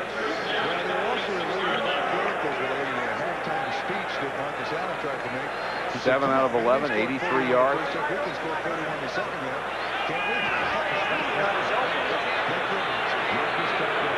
It's more like it's on his forearm than his elbow, but it's so bulky you can't tell. In a lot of instances, there's a bursa sac there, and sometimes if you hit the turf with it, it bursts and just swells up. They want to keep it iced and pressure on it.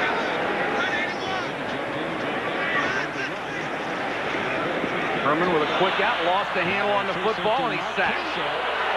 From behind, Leon Seals will get the sack. That shouldn't be a sack. It should be an incompleted pass because he brings his arm forward. The ball slips out of his hand. It shouldn't be a sack. It should be an incompletion. I didn't think he was trying to throw the ball. I thought he was trying to pull it back down. I think he was trying to throw a pump. Watch this. He goes back, brings his arm forward, he loses the ball. That's considered, in my opinion, incomplete pass. Well, that's what they'll rule it as they mark it at the 45.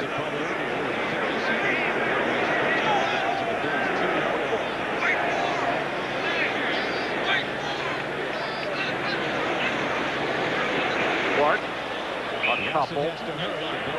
Talley and Bennett wait for him. This is a great crew of linebackers with Bennett, Conlon, Talley, Carlton Bailey, and Ray Bentley alternate at the other inside linebacker spot. And boy, they are the guys who love the fact that Wright and Smith are back. Herman over the middle, complete to Jesse Hester. Flips a couple of tackles, got by Leonard Smith. Kelso runs him out of bounds, but not until he reaches the 30. Gain of 23. 30 straight games that Jesse Hester has caught a pass for this club. There's a nice piece of thinking on your feet. He knows he wants to try and get to the first down, but still in the process, pick up as many yards as he can. Mark Herman hanging tough in the pocket. He sits down in the zone, slips the tackle of Talley, and just continues to work his way out of bounds. Another completion down to the 26-yard line. That one was tipped at the line of scrimmage. It was. Kirby Jackson made the tackle as Darvell Huffman got it. Clock running down to 20, and the Colts finally stop it at 21. That's their second time out. But they lost about 10 or 11 seconds on the play before they got the time. Now, when you're in this situation, you do not expect a lot of things to go right. Well, you know, the thing is, Mike, is I don't care whether you're... I was on a 6 and 10 football team. You play 16 games. If you don't have any postseason play, okay. But now what you really got to concentrate. It's not easy. Right. But you're still a professional. You still run the game like a professional because it only makes you better for next year. Oh, I agree with you. It just doesn't seem to work out that way with 1 and 13 teams. Jeff George's night appears to be done. There's the Ice on his elbow and forearm. Take a look at the rushing leaders in the NFL, and we've had some guys who are having tremendous seasons. Barry Sanders, with his effort today, is up to 1440. Thurman Thomas of Buffalo, injured and out, will not play anymore. Could have easily gone back into the #1 spot. We'll have to try to do it next week when he and Sanders go head-to-head. Congratulations to Anderson Jimmy Johnson, and all the Dallas Cowboys for their effort today. Coming for Hester, underthrown and intercepted by Odom. No whistle, and Odom still running it back out to the 9-yard line. Hester had a step on Odoms, it appeared, but the ball just hung up there, and Nate Odoms gets his 5th interception, the 12th of his career. And Odoms is injured. Left part of your screen just doesn't get enough air under the ball. He's trying to throw a corner against the zone, and it's badly underthrown. Now Odoms manages to struggle away from Hester.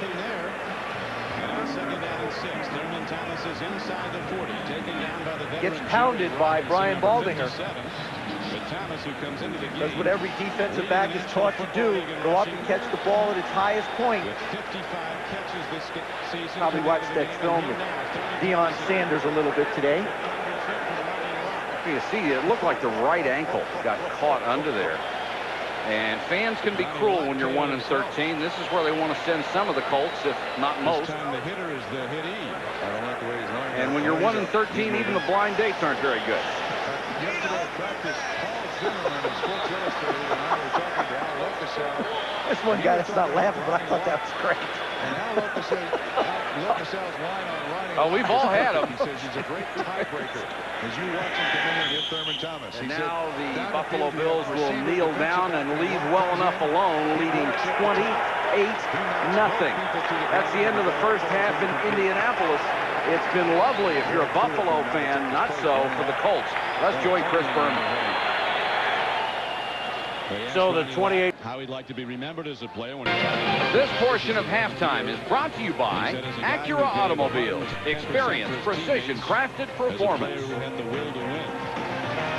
28-0 Buffalo Bills over the Indianapolis Colts at halftime. Welcome back to the Hoosier Dome, everybody. Mike Patrick along with Joe Theismann. Glad you could join us on a Sunday night, and it has been a typical Jim Kelly Buffalo Bill offense. They just thrust right through the Indianapolis Colts the entire first half. Kelly in particular, marvelous look. Well, I think the thing too, Mike, is people talk about what happens if Jim Kelly doesn't have Thurman Thomas. And we found out tonight he's just as efficient. Kenneth Davis does an excellent job. But here you see what Kelly does on this particular play. He's really matured. He will key this safety right here, holding him to this side of the field. He stands in the shotgun, gets the ball, looks, and then at the last minute makes the throw. And all he needs is that one little step. Now, I want you to watch his eyes. Watch his eyes. Looks at the ball, catches the ball. Now, see how he's looking out that way, looking out over that way. That's where he's looking. Now watch the eyes subtly come back. There they are. See him come back over here now. He brings him back out this way, so he gets a chance to find the receiver. Isolates Kenneth Davis, makes the throw against the linebacker, Radicek, and touchdown. Now we'll give you a little bit better view so you can study his eyes. Now if you can picture the left portion of the screen, quarterback doesn't have to turn his head. All he has to do is look a little bit. It freezes the safety and gives him an indication that that's where he wants to go. And now as we roll it now, see how you see the eyes just slide back over that way? They slide back to the right, and then he brings it right over. That is what's made Jim Kelly so special. Now here's a guy who, in my opinion, has continued to mature game after game, season after season. He came in, threw the ball deep a lot. Now he's in Teddy Marchibroda's system, and they've added a lot more talent around him. It's that kind of play, and it's that kind of maturity that got him to the Super Bowl last year and has a good chance of getting Jim Kelly and his Buffalo Bills back. Well, Joe, I think you're absolutely right. Kelly's had a marvelous year. They had the slip at New England when he said everybody was trying to wait for the other guy to make plays, and the other guy didn't make plays. Colts will get the ball as we start the second half, and Verdun will have to chase this one into the end zone. And it goes out. They'll start from the 20. Take a look at the halftime stats. You can't get injured, though. Passing yards pretty close, but look at the rushing yards. 116 to 27, one turnover by Indianapolis. Plays even pretty even. Well, the difference is that the Colts, they had a couple of third downs, didn't convert. They had a couple of plays, didn't convert. And the Bills did. I mean, actually, that's a very poor outing for them to have time of possession that close. The difference has been the ability level.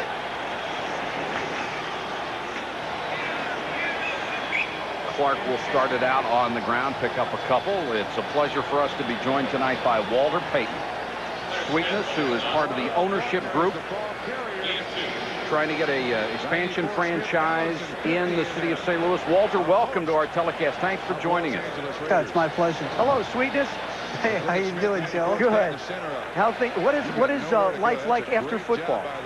Well, it's not like playing in the Pro Bowls when we played together, but it's still kind of hectic. Colts back to action. Clark will pick up a couple, diving forward to the 27. Walter, obviously tonight we did not get a good look at Thurman Thomas, but we've seen him so many times over the last couple of years. Your impressions of him as an all-around running back, both a rusher and a receiver, the way you were? Well, I think he has all the physical talent as well as being with a good team to ensure him going into the Hall of Fame. What he has to do is he has to maintain that level of play for another 3 or 4 years. Unfortunately, as he is and what I did, I played on AstroTurf. And you can really take a beating playing on that AstroTurf, and you can see tonight it shows. Just one play can really mess you up. 3rd and 2 here. Mark Herman to Hector. First down out to about the 42-yard line. You know, you have a chance now to sit back and watch television, hopefully to be able to watch a franchise of your own someday. But when you watch running backs, who do you think's the best out there? I mean, everybody talks about you being the premier back. Now you get a chance to sit back and watch some of the great ones in the game. Barry Sanders, Thurman Thomas, and others. Which one do you think's the best? Well, you know, don't be political now. I'm not going to be political, even though the elections are coming up. But I think each one of those backs that you've named, they have a certain uniqueness about them. Barry Sanders is built low to the ground. He's playing with a super organization which utilizes his talents the best, as well as Thurman Thomas with a guy like Kelly back there throwing the ball. It takes a lot of pressure off you, and when people try to key on him, then Kelly will take up the advantage. And out of all the backs around the league, I think the most underrated back around, who is probably the most valuable player around, is Brad Mustard. And people laugh, but this guy, I've watched him run. I watched how he plays. He moves like a turtle. It looks like he's moving like a turtle, but he's not. 2nd and 7 here. We'll ask you about a little bit more about Brad Mustard in a second as Herman is facing 2nd down. Clark, who has become the workhorse, runs through Bruce Smith for a couple of yards. Wait a minute. Stopped by Carlton Bailey. Now, Walter, we've got to go back with Thurman Thomas over 2,000 yards from scrimmage and all the great backs in the game today. Expand on this thought about Brad Mustard. Well, you know, it takes more than just amounting a bunch of yards or statistics to be a great running back, and I don't think that's a measure of the importance of a player.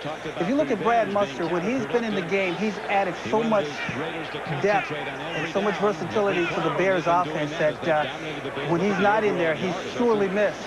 And on one note, when Neil Anderson was not in the game, the Bears, without Brad Mustard, when Mustard was there, they won.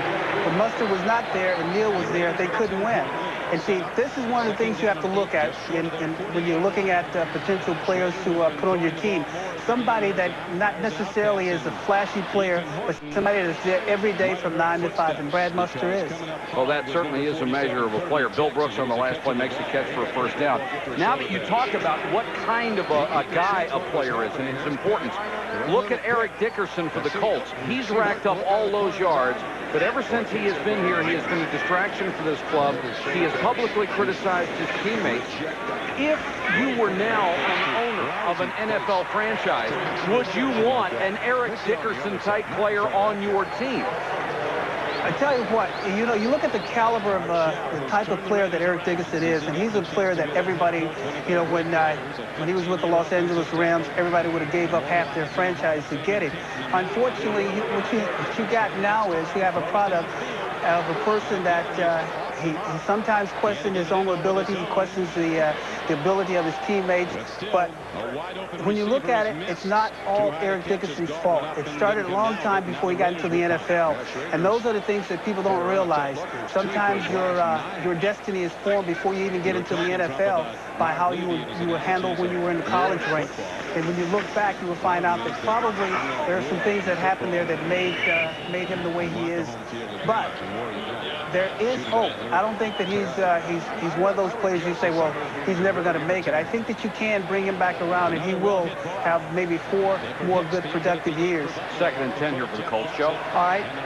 The question, Walter, would you make a deal with the Indianapolis Colts? Let's say you got a franchise in St. Louis. Would you make a deal with the Indianapolis Colts to get Eric Dickerson? Well, if I was you're in charge. You are now the owner, the major partner. You're in charge. Well, you know what? It's one of those things. It's just like if you're out, you're looking for oil and you're a wildcatter. A lot of times you take chances. A lot of times you look at a player that nobody would take. And Al Davis is a perfect example of that. He takes players that everybody else says that are no good, and yet and still he puts them together and he fits them in and he works them in and they play well for him. I think, like I said earlier, there is some good play. There are 3 or 4 more good years in Eric Dickerson. I would probably look at it long and hard in terms of what I would give up or what I would end up paying. But I would, think of entertain the idea of getting him on a team, especially like an expansion team like ours. Well, you sound like an owner now. Look at what are we going to pay him. Stick with us a couple of minutes here. We'd like to get back to you on your prospect for getting a franchise. Here is Ken Clark. Needs to get inside the 20 for the first down and running hard down to the 13-yard line where Mark Kelso had to make the stop. And this has been a pretty impressive drive for the Indianapolis Colts. See, even Walter's presence has raised the level of play of the Indianapolis Colts. I mean, Clark must realize Walter's watching now. Nice job. Good job by the offensive line. Just shielding the Bills linebackers. Talley gets a hand on him, runs through that. Breaks another tackle by Conlon. Kelso with his Star Trek Next Generation helmet on. Makes the hit and brings him down. Clark was a 90 draft choice of this team. Cut and brought back as a free agent.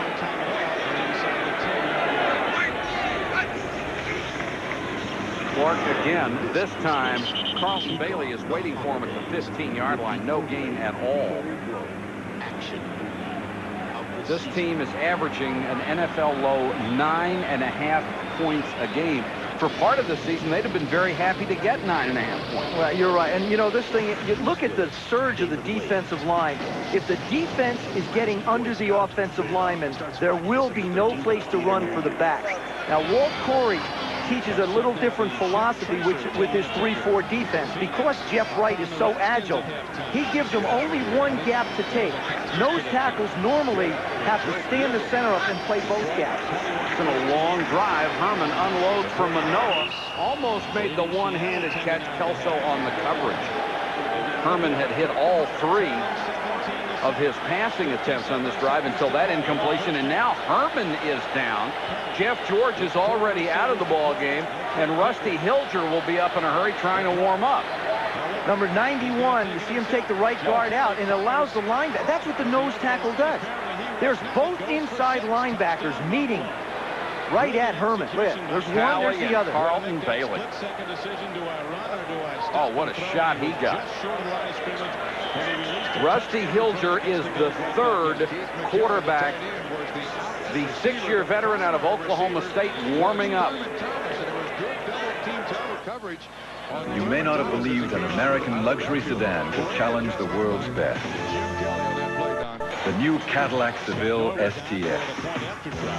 Winner of Automobile Magazine's Automobile of the Year and one of Car and Driver Magazine's 10 best cars in the world. The Cadillac Seville STS. There's never been a car so acclaimed it could change the way you think about American automobiles. Two-minute coverage as he runs the corner. And then the tight end. I can't even. There's McKellar right here. He just runs down and around. Kelly does a great job of going to the outlet receiver. Watch the double coverage. See, Thomas is the intended. Now McKellar turns back at the back of the end zone. Beautifully executed. Boy, that's staying with the quarterback. When he rolls left, the receiver runs. Has anybody thought about dynamite? Makes himself a receiver. Third touchdown catch. Special teams.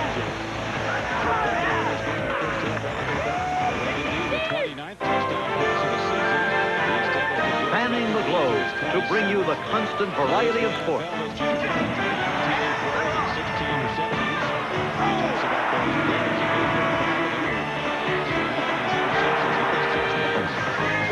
The thrill of victory and the agony of defeat. Look at him go! Still going. Nothing outlasts the Energizer.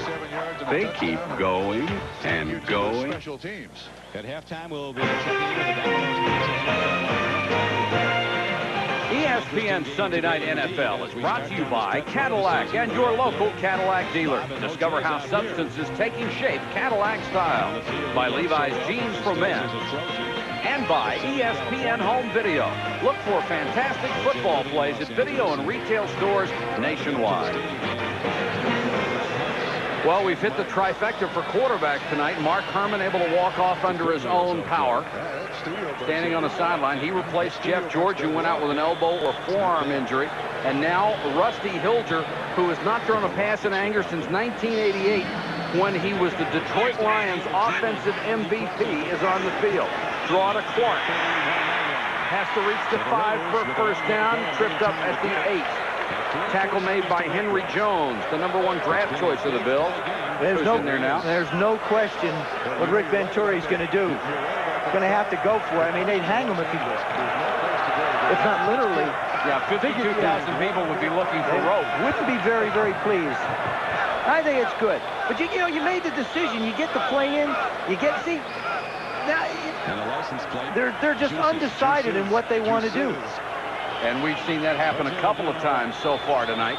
Down 28-0, Colts trying to get something on the board. O'Reilly thought he might have to suit up for the Bills. Here's the handoff, and Marcus Allen runs in the open field. Isn't he still great to watch? Are you still living with this nightmare? Over 15 million motorists have said never again.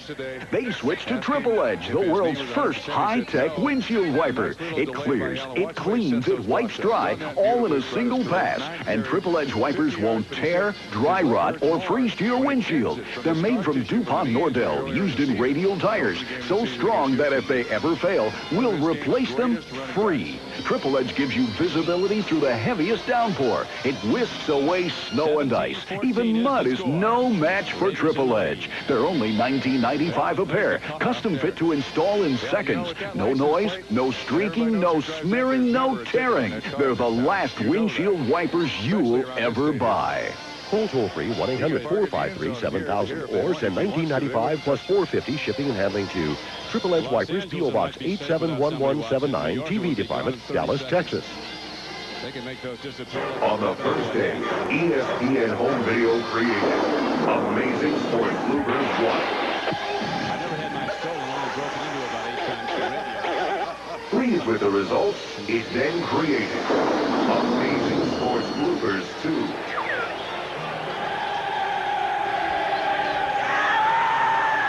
And then on the 7th day, it rested. Again, he goes to Marcus Allen, who's taken down. 28-0 Buffalo, but 4th and 4 for the Colts inside the 10. Well, there's Rick Venturi. Now, Rick was a defensive coordinator, now the head coach. Milt Jackson, who was the wide receiver coach, upstairs in the booth. And really, you see all that room beside him. Most coaching booths have 5 or 6 guys sitting around. Milt's up there almost by himself. I mean, there I am alone. He was the wide receiver coach. He's now the offensive coordinator. 4th down, 4 yards to go for the Colts. 3rd string quarterback Rusty Hilger is on in relief.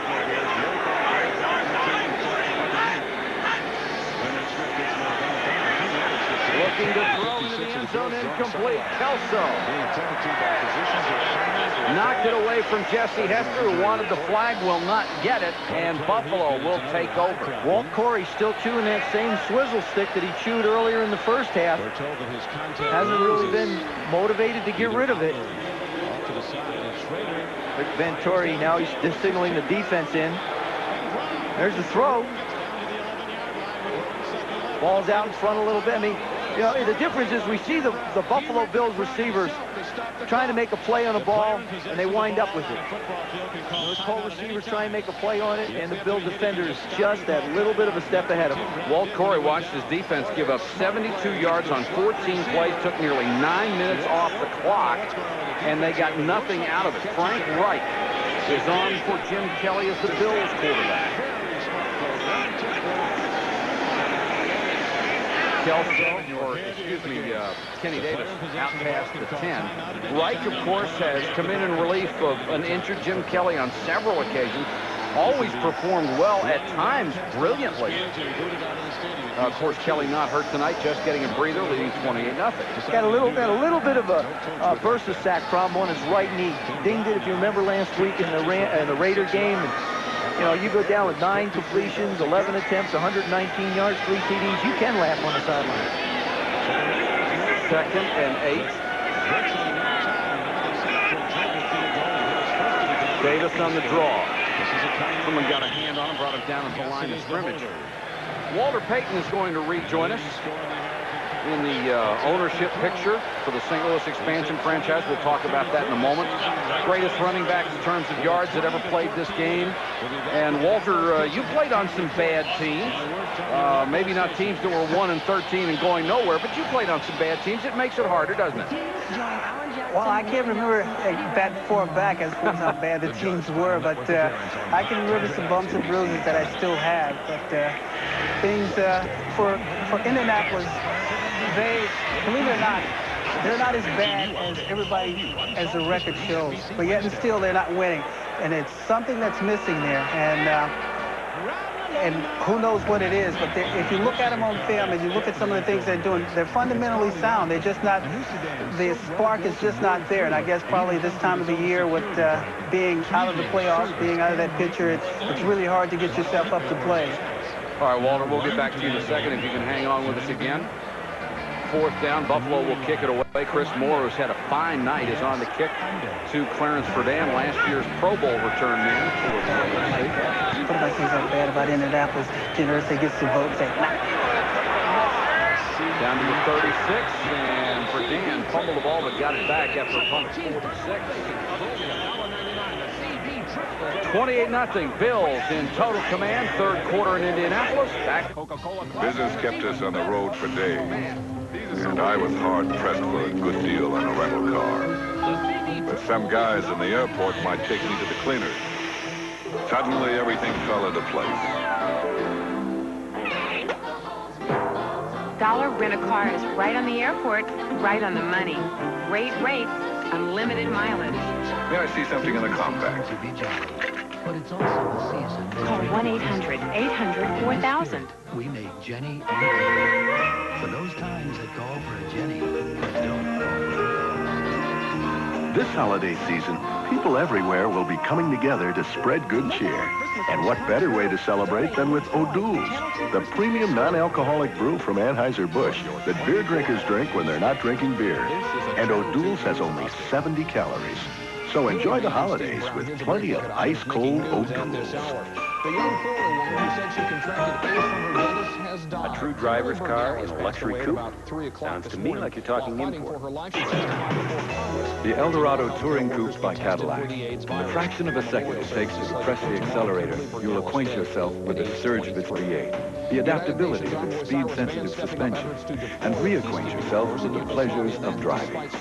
The 1992 Cadillac Eldorado Touring Coupe is here, and there's never been a car like it. 3 days. Afterwards, Vance said it was difficult to discuss the arrival of It's showtime on ESPN Bowl Week.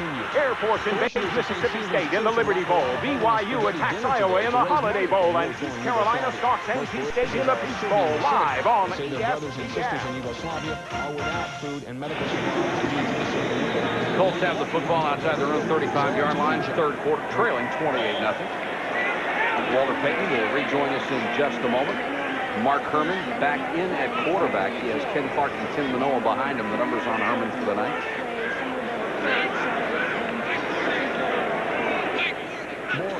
Escape and how local Serbian Americans are trying to help war refugees tonight on night side at 11.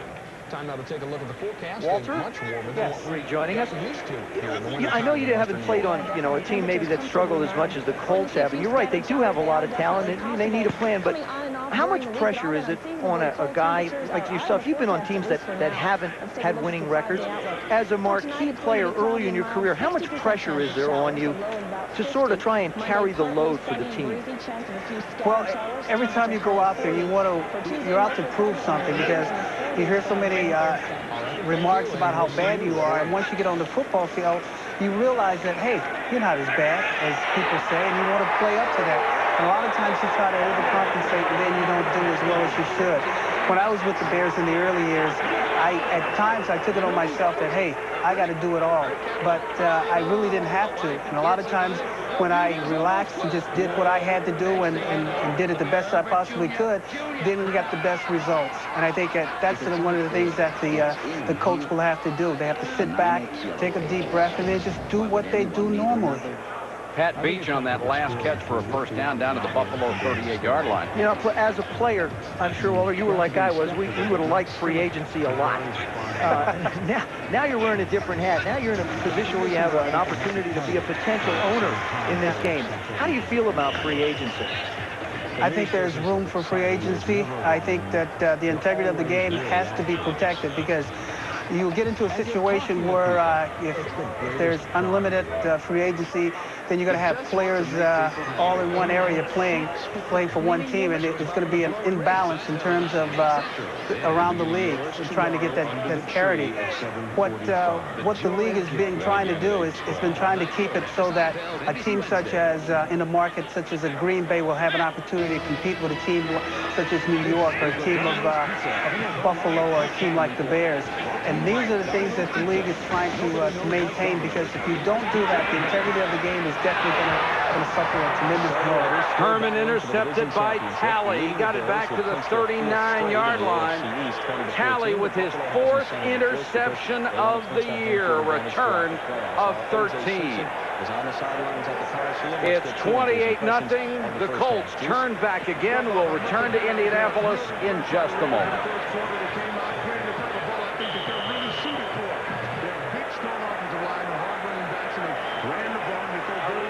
Conservative passes. They accomplished two things by doing that. They kept the Bills' offense off the field. You can teach your kids the fun of basketball, from the right techniques to the right attitude, with the help of a great coach and ESPN home video. Legendary UCLA basketball coach John Wooden shows you how to teach your kids all the basics, plus the importance of mental attitude to build confidence and the enjoyment of the game. A free phone call gets you started. Bend your knees. Relax. Don't stand still. Be loose. Be loose. Have those hands moving. Teaching Kids Basketball is just one of the many Teaching Kids videos available from ESPN, all featuring proven methods from famous coaches. To order Teaching Kids Basketball for just $29.95, call 1-800-841-8900. Ask the operator about our other Teaching Kids videos and save $5 when you order two. You'll also receive a free ESPN home video catalog. Teaching Kids Sports is child's play with ESPN home video. The Jets at Detroit, the Lions trying to be perfect at 8-0 for the season. Yeah, it's not easy bringing home the bacon. Especially when you could be the bacon. Atop the NFC Central, How leading at about the some half. Sunday night NFL on ESPN? He's got 91 yards, he's got 91 yards rushing at the half. San Francisco Sunday night NFL on ESPN. Hey, boys, let's pick up. Want some pork rinds? Oh, yeah. 24-7. Earlier today, Houston clinches the AFC Central, first time in their history they've ever 28-0, and these guys either need bigger heads or smaller hats, I think. 1:55 to go, third quarter. Coming up next Saturday on Game Day, 11:30, a special edition. as the NFL goes to work. And then on Sunday, game day at noon, followed by prime time at 7, all the highlights of the action. And at 8 o'clock, Joe and I will be in the Kingdome in Seattle. A couple of days before Christmas, the Rams and the Seahawks. Oh, I like that. Eagles win 19-14. Hey, of all the places we've been, this is the most variety that we've seen in the stands. The Bills offense, first quarter is 177 yards, second quarter 51, third quarter 9. Colts defense is still trying to hang in tough. Reich, a little play action, going through it all for Lofton and almost intercepted. Should have been right through the hands of Chris Good. Let's get back to Walter Payton for a second. Walter is trying to get the expansion franchise in St. Louis. You have gone through your committee meetings, and you had the meeting with Paul Tagliabue, the commissioner, earlier. What did you say to him, and how did you perceive that going? Well, some of the things that we said we have to keep confidential simply because of the nature of the business. But the meeting, from my standpoint and from other people that were around, went very well. I think they were impressed about our financial knowledge about the game of football, and I think those are the things that are most important. Draw to Davis. One question that comes up is, why would you want to be an owner? There are so many guys who say in this league that they have been very successful doing other things, then they have a football team, and they lose money, they lose sleep, they go crazy. Why do you want to do it? Do you think you can do it better? Well, if I didn't think I could do it better or do it as good, I wouldn't be jumping off into it. But this is part of me. Football has been all my life. I played with the Bears for 13 years, 4 years of college and 3 years of high school ball, and that's over half of my life. And it's in me, and it's something that I take a great deal of pride in. And to be an owner and to take a team to the Super Bowl would be the ultimate for me. 3rd and 11, the Colts jumped offside, free play for Reich, and incomplete. Intended for Tasker, and he couldn't bring it down. Walter, in the mode of ownership, what type of an owner would you perceive yourself? I mean, you played for the McCaskies, and you've read and heard about the DeBartolos. They're two very distinctive, different styles of operating a football team. Would you be in the middle? Would you be like one or the other? Well, you just can't say you're going to be in the middle or on the other end. You basically have to go with the way things are. And with us, with St. Louis, I think we're going to be trying to put the best quality on the field, regardless of what that takes. And we're not going to put a burden on the finances, but we're yet still going to get the best players available, as well as the best management and coaching. So these are the things that you have to do in terms of getting things on the right track. If you look at the Atlanta Falcons, a couple of years ago, people were saying, go Braves and take the Falcons with you. But now that's turned around. The Atlanta Braves win the World Series, and the Atlanta Falcons are getting ready to play in the playoffs. And that's because of the way that they've been run in terms of management and the way they put things together. That was an incomplete pass on that last play and not a fumble. Walter, where do you start? What do you think the cornerstone of building a new franchise would be? Do you look to a coach first? Well, you do look at coaching. You look for the best, which is the best coach available at the particular time. But you also need that leadership in the front office in terms of the general manager, someone who's going to be there day to day to see over the operations and make sure that the vital decisions are met, as well as relaying those to the owners and making the right decisions. But I think the first place to start is the enthusiasm of the community, and that's what we have in St. Louis. Dan makes the fair catch. Walter Payton, you brought a great deal of class to the National Football League as a player for many, many years, and I hope if you get the opportunity to be an owner, I know you'll certainly bring that kind of class to ownership in the NFL. And we thank you for taking the time to join us tonight. It's been my pleasure. Sweetness, can I get a couple of tickets in advance now? Can I put my order in? Good ones. Now, good ones. You can get some seats. If you want them, you can sit on the bench on the 50-yard line. Thanks a lot. Great to see you again. Thanks very much. Okay. Walter Payton involved in the ownership effort to get an expansion franchise in St. Louis. 78-yard Of course, Mr. Tagliabue has stated he'd like to get this collective bargaining worked out with the players, hopefully before they consider expansion, but one of those things that's, I think, eminent in the future of this league is it is time to expand. There are a lot of great cities out there that don't have franchises that we've seen a city like Indianapolis and, of course, Phoenix that have taken in and embraced new teams.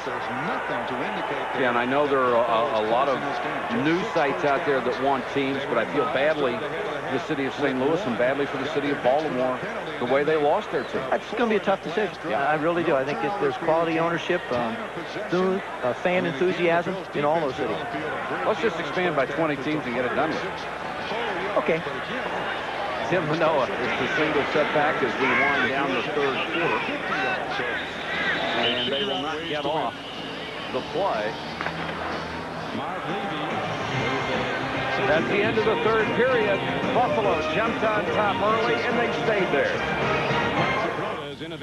McDonald's welcomes you to Neverland from Steven Spielberg's new movie, Look, where you'll find the Never Tree and where there's Never food! There's never food.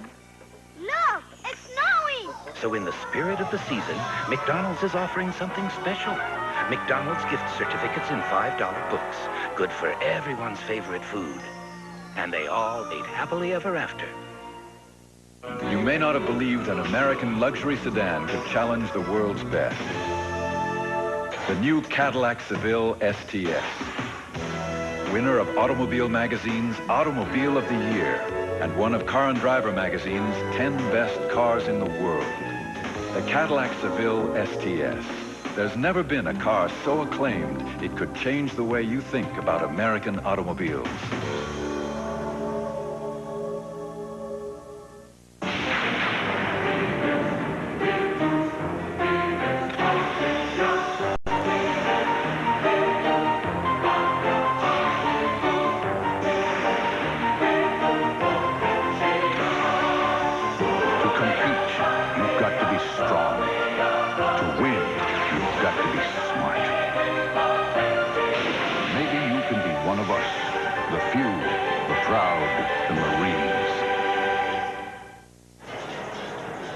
Welcome back to Indianapolis. Mike Patrick, Joe Theismann. Glad you could join us. Hope you enjoyed Walter Payton also joining us live.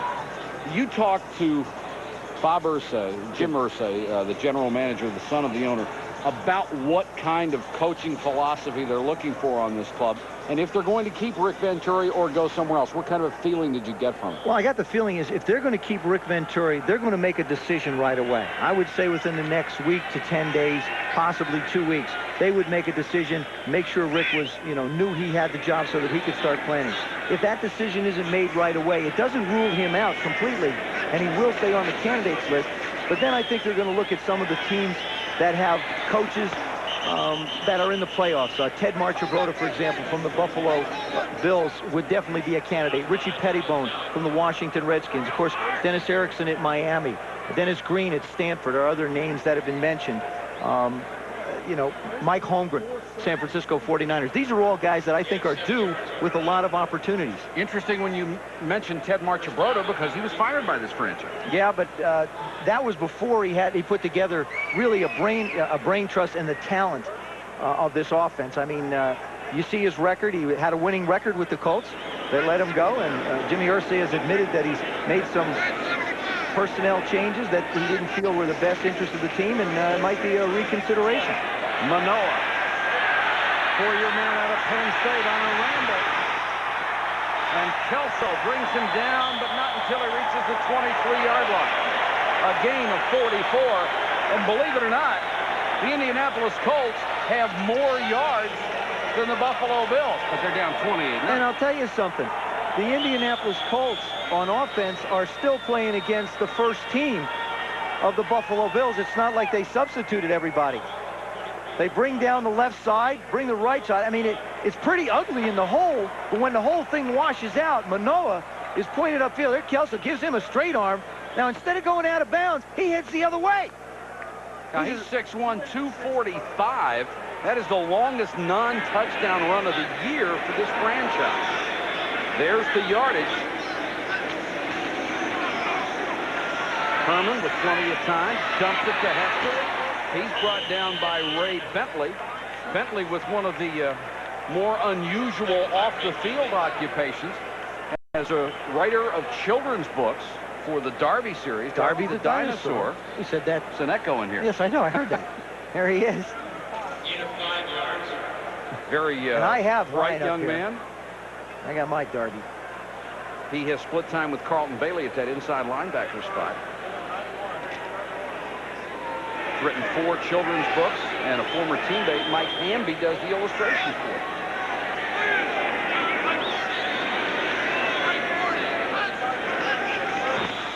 Somebody moves on the offensive line. Maybe if they come out with a talking version of these books, you could do the voice of Darby. You'd be good. I'll tell you something else Hamby does. He is an absolutely fabulous sculptor. He makes some magnificent Western-type sculpture. I mean, he's a very talented individual. Ball starts prior to the snap.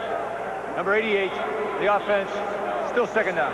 It's Bob Morosco, the backup tight end, called for the motion. Morosco playing for Houston and the New York Giants before coming here. Here are the division leaders.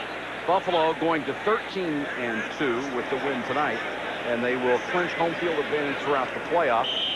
Houston, of course, clinches the Central Division. Denver still in a battle in the West at 11-4. Monday night, the Raiders go up against the New Orleans Saints. Of course, the Saints have said they're going to start Bobby Hebert, which I think will just be a psychological lift to their football team. They could use it. Here comes the blitz. Herman has time, unloads. Incomplete. Brooks couldn't hold it, and Kirby Jackson was in front of him, and the flag comes down very, very late. That was way after the ball had hit the ground and rolled away.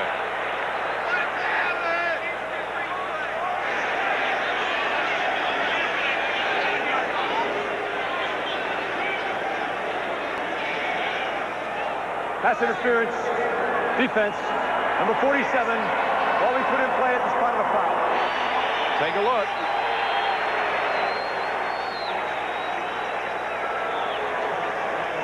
Mark Herman gets what he wants. Billy Brooks isolates Kirby Jackson.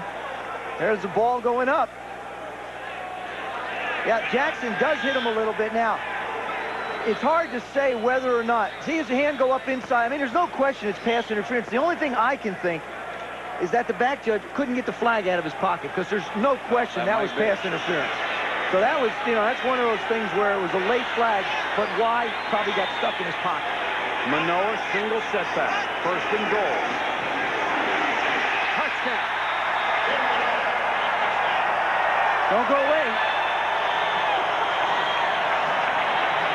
Rick Venturi happy about it, and so are 52,000 people who paid to see a 1-13 football team face the Buffalo Bills. You know, I really admire the job Rick Venturi has done. There is no quit in this football team of his. He can really be proud. This is just power football. Mike Lotus right in the middle. And Manoa wants it, and he got it. Went over Irv Pankey for the 6th. Pankey, of course, just off IR, playing that very difficult left tackle spot. And Dean Biasucci, this will only be the 14th extra point the Colts have tried this year. 14 in 15 games. Well, that was just now the longest run from scrimmage for a touchdown. Previous to that, it was Eric Dickerson with a 2-yard run. Colts finally get on the board with 12:02 to go in the game. They're still down by 20. Okay, we took the whole idea of car ownership and gave it a new twist. The new Elantra. A sedan so well built and tested, it comes with 2 years service and maintenance free. About all you pay for is gas, which makes owning anything else seem, well, a little bit twisted, huh? The new Elantra from Hyundai. Yes, Hyundai. And do the twist. Panasonic presents a new breed of smooth operator. The new Smooth Operator rechargeable razor unites the old-fashioned closeness of a warm, wet shave with the convenience and no-nick comfort of an electric. Don't try this with any plugged-in razor. Smooth Operator wet-dry razors from Panasonic. smoother than you ever thought you'd be. Pick up line 2. I need that fire now. Line 4. Find the blueprint. Jose.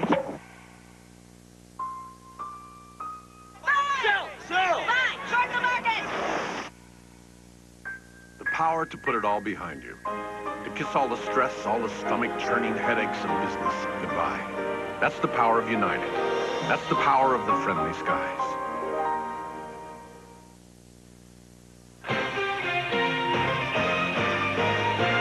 ESPN Sunday Night NFL is brought to you by Hyundai. Yes, Hyundai, makers of the Excel, Scoop, Sonata, and the brand new Elantra. And by Smooth Operator, wet-dry razors from Panasonic. The closeness of a blade shave, the comfort of an electric.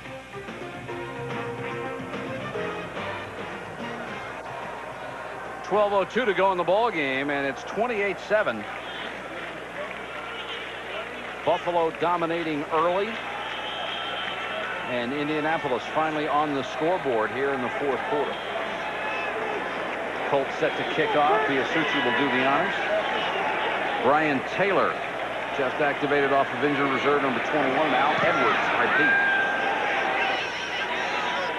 Taylor from the yard deep. And will not make the 20-yard line.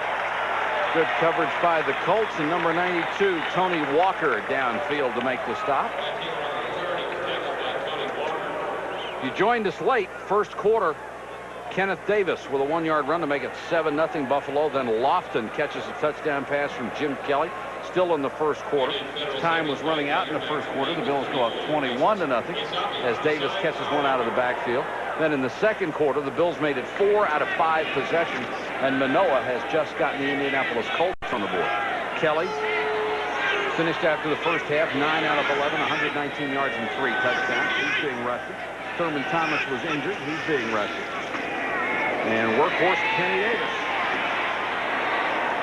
Pryor with a solid tackle as he crossed the 30-yard line, along with Eugene Daniel. 18 rushes, 78 yards for Kenneth Davis, who had his only 100-yard game this year in the first game against the Colts.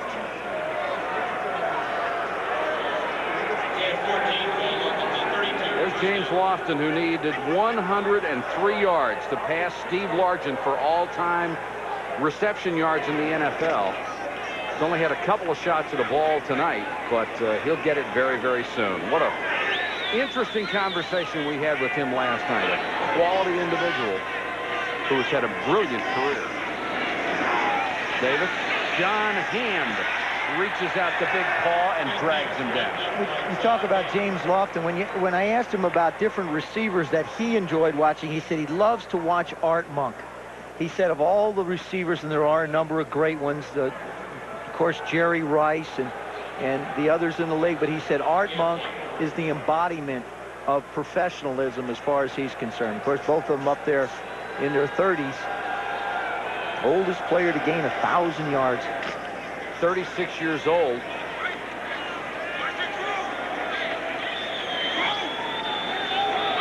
Second and 9. Walking flank wide left. And Wright dumps it off to Davis on the screen. Wolford, a great block. Will Wolford, with just a little arm action out there, got rid of a defender.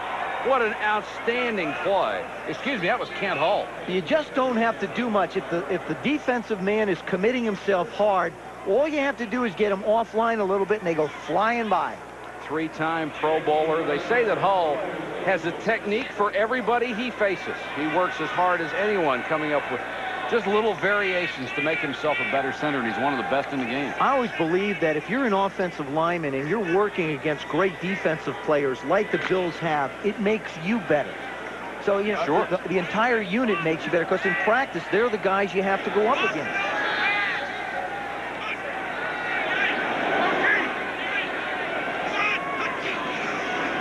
Davis turned around to Edwards. Gaping hole, and Edwards is down to the Colts' 40-yard line. Lofton downfield throwing a block on that play, gain of 17. We talked to Lofton last night, and with all the records he has, we asked him how he would like to be remembered. that he was a guy who played hard for his teammates. There are a lot of guys, and you know, I read their quotes, and it's usually when they're early on in their career, they're real interested in their own personal statistics. They know how many balls they've caught. They know how many guys on the balls the guys on the other teams have caught, and that's not really important. What is important, and you've gone through it, is when you can say 10 years from now, yeah, we were the best that year, and that's all that matters. And they may be able to say that this year.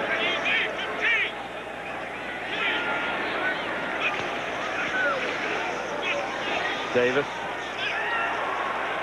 He said there was a transition, one that you have gone through, certainly. There's three a young man, you're cocky when you come in. And what did he say?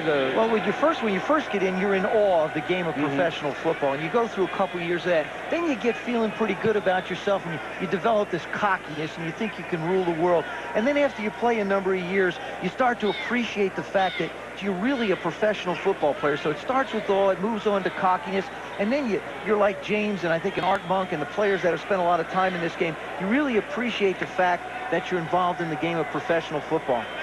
And he has been a great enough player and had enough longevity that he has reached that stage in his career.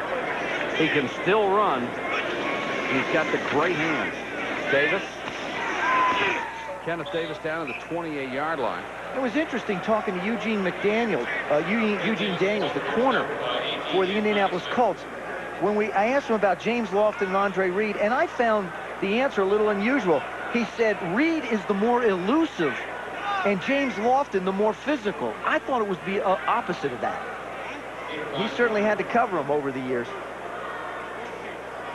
Daniel's stats on the season with those 3 interceptions.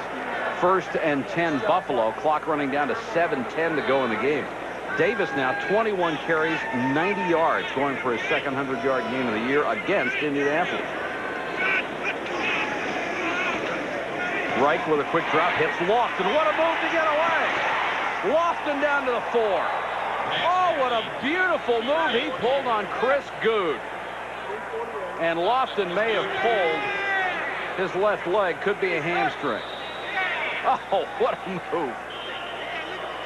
There's that elusiveness that we didn't think he had. Reich does a nice job of getting the ball out. Good catch. Square up on the defender and just make a move and go. Good's best friend is the sideline, but he gave him a little too much room. It looked like he just caught his ankle.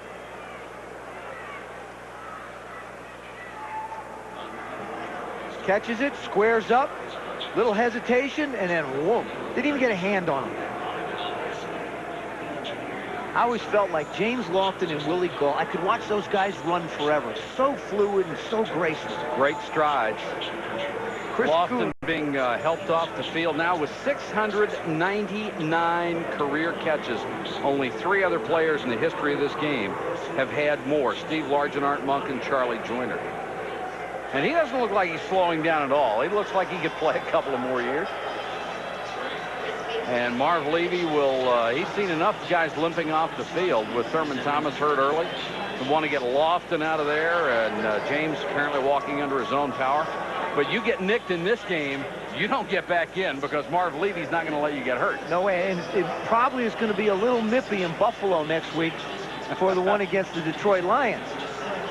Thurman Thomas looking none the worse for wear. They worked on his ankle in the first half. Jim Kelly, of course, came out just like with a tap on the knee, and that was about it. Guy who may have been hurt more seriously than anybody was when Tasker ran down Marv Levy. But Marv was smiling afterward.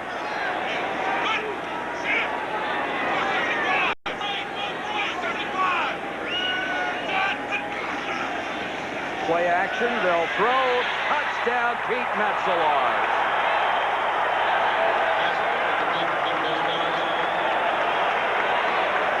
Metzelaars used to be the starter on this ball club, lost his job to Keith McKellar a year ago. That's only his 4th catch of the year, but 2 have been for touchdowns. But when you run the ball, everything really stems off the running game. Here's a good play fake right into the gut. Metzelaars just sort of floats out into the flats. An easy pass. Frank Reich. You talk about a guy who just... Jim Kelly, deservedly so, gets a lot of the attention, and like I said, he deserves it. But Frank Reich, whenever he has to fill in, it's like this team doesn't even skip a beat. It just keeps on rolling down the field. University of Maryland has produced some pretty good quarterbacks in the last few years to play in the NFL. Now it's 35-7. If you love the excitement of college hoops, then take this advice. Get a timeout! Get a TO, baby! Better yet, get Timeout Baby, Dick Vitale's College Hoop Superstars from ESPN Home Video. Dick picks the best players of each decade, culminating with his 5 greatest all-time superstars. To order, call 1-800-521-2800. Call now and get the definitive college hoops tape. Excuse me, do you know what stock options are? I wish I did. The information you know you should know is in the Wall Street Journal's video guide to money and markets. This exclusive 30-minute video is free. When you call for 13 weeks of the journal for just $37, that's over 20% off the newsstand price. Call toll-free 800-832-8700 for 13 weeks of the Wall Street Journal and your free video on money and markets. That's 800-832-8700. Whatever it takes. Anabolic steroids, enhancing strength, speed, looks. An NFL player tried suicide with his use discovered. The hardest thing for a player to accept is his career coming to an end. The drugs made an Olympic giant. Everybody who was no longer useful, who reacted with side effects, was simply thrown out. They are in our schools, outside the lines, Tuesday the 17th.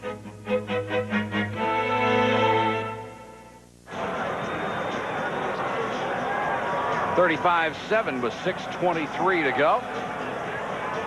Tomorrow's headlines brought to you by Levi's. And the Dallas Cowboys, with 7 sacks against the Eagles, have made the playoffs. The Lions are in first 11-game win season in almost 30 years. Deion Sanders, a big day on defense.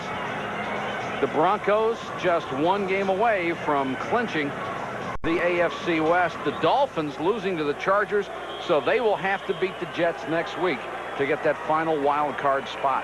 Mike, you talk about the Lions. Wayne Fontes, in my opinion, has got to be one of the premier candidates for Coach of the Year. They lost Jerry Ball. They lost their probably their best defensive player in the beginning of the year, Mike Cofer. They lost their starting quarterback, and they're still out there doing a great job of winning ball games. And then they got hammered in their opening game 45-0, and everybody thought, well, here's 1-15. 30 yards from the spot of the kick. The receivers, 35-yard line. So the Colts will take the ball to the 35-yard line as that kick was out of play. Now somebody went to a lot of trouble for this one. Doesn't snow that much in Buffalo, right? World's best chicken wing. Absolutely. You can ask that. Dan Quayle, not born here. That's a fact. That's a fact. Indiana. Favorite TV network, thank you very much. And the Bills Super Bowl bound, we have very little doubt about that. Yeah, I think there's people in Houston and Los Angeles and Denver that might not agree. Well, they'll certainly challenge them, but I think this is the best team in the AFC. Manoa, who ripped off a big run earlier out across the 40-yard line.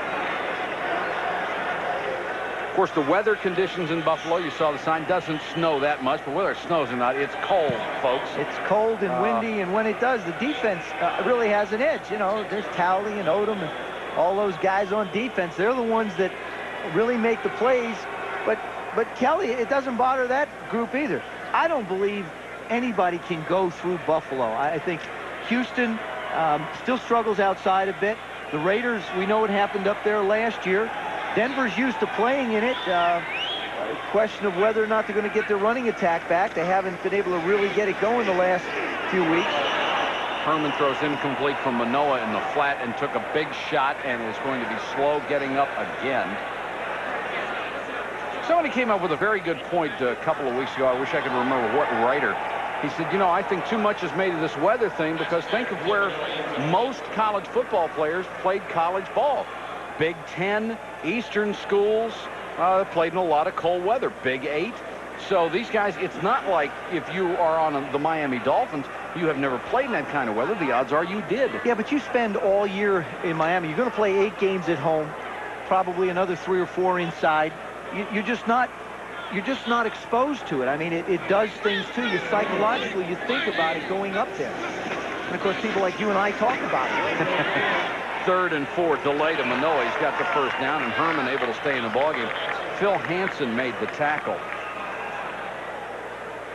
The wild card picture has cleared up considerably today. We'll take a look at the situation right now. The Raiders are in the playoffs at 9-5. They play tomorrow night, of course, against the Saints. The Kansas City Chiefs at 9-6 are in the playoffs. They play next week against the Raiders. Miami 8-7. They have to win next week against the Jets to get in. It's winner take all for that final.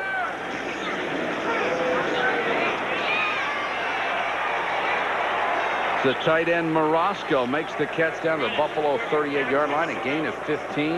Well, if you just tune this game in at halftime, you didn't know it was 28-0 before. They say it's, you know, not too bad. Back and forth, 7-7. Trouble is, 28 points in the first half is reality. Yeah, they stayed up on the board. They didn't start over, huh? No.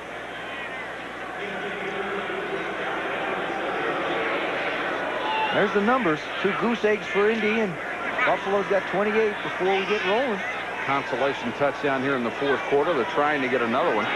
Their season's average on offense only 9.5 points. They are the worst rushing and worst passing team in the NFL, as well as the lowest scoring team. Bentley with the big hit on Huffman. Let's run down the receivers in the NFL and take a look at who the leaders are through the 15th week of the season. Boy, Irvin has just had an unbelievable year. 1,354 yards. Sometimes he has carried that team on his back. Gary Clark with a brilliant year. Jeffries closing in on 100 receptions, has over 1,100 yards. Jerry Rice, of course, over 1,000. And Lofton over 1,000 yards. And he is fine. The medical report on Lofton said just a little bit shaken up. Here's Manoa running hard. Marcus Patton makes the tackle. Patton is one of the few players in the National Football League who can say, my mom got me into football because she was a linebacker on a women's professional team in Los Angeles, and he used to go to the games and watch her play. She told him to be a running back. He said, no, how would you like to tell somebody, I want to be a linebacker like Mom? I want to be like Mom. I want to grow up and be just like Mom. I want to be a linebacker.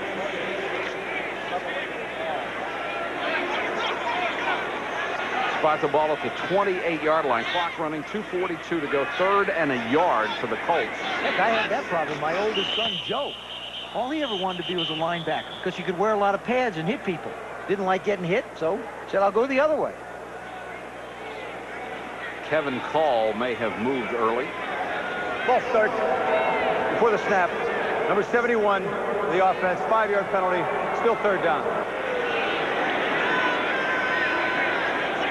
And Rick Venturi has seen this before. His team got its only win of the year at the Jets, and that win may keep the Jets out of the playoffs. Kevin Call told me, he said, you know, I get tired at the end of the game looking across the ball and seeing the other guys laughing and having a good time. He said, it's really not a lot of fun. Probably gets tired seeing reserve players in there, too. Fresh guys to go after. Herman down the middle. Bentley picks it off. Got room to run down the sideline. Needs a block. Bentley still on his feet down to the 21. There is a flag down on the play. I'll bet in the next book, Darby intercepts a pass and runs 59 yards. Let's check the penalty.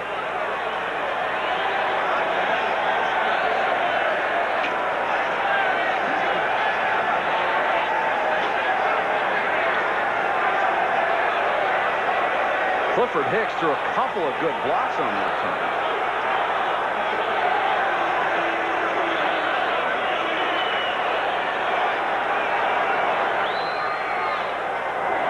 Personal foul, number 62 of the defense on the return, 15 yards from the end of the run, until we half the distance to the goal, 1st down. Center Brian Baldinger, so the interception. Bentley, yeah, he's whipped. 59 yards on the interception. It will stand, and they get the yardage on the penalty on top of it. 2:23 to go in the ball game. It's 35-7 Buffalo.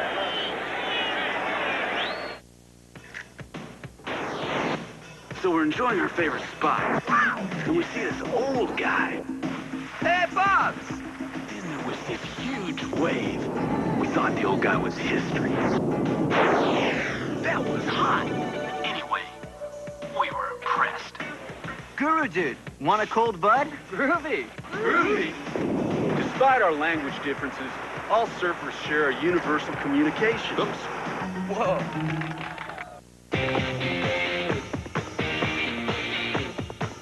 It's not just a new car, it's a new way of doing business. The new Elantra. A sedan so well built and worry-free, we can introduce it with 2 years service and maintenance free. About all you pay for is gas. Now, why would you want to take your business anywhere else? The new Elantra from Hyundai. Yes, Hyundai. McDonald's welcomes you to Neverland from Steven Spielberg's new movie, Hook, where you'll find the Never Tree and where there's... Never food! Never food! There's never food. Look, it's snowing! So in the spirit of the season, McDonald's is offering something special. McDonald's gift certificates in $5 books, good for everyone's favorite food. And they all ate happily ever after. Following the football game, join us on SportsCenter as the Cowboys and Eagles renew old acquaintances with plenty on the line. The Falcons look for a playoff berth as they host Seattle in our Sunday night conversation with the colorful Jerry Glanville. 35-7 Buffalo, and if you could get a set of pads on him, that wouldn't be a bad running back right there. That horse is not tired tonight. No. Prances around a little bit when the Colts do well, and Rick Venturi would like to have a little pouch on him, hand off, turn him loose.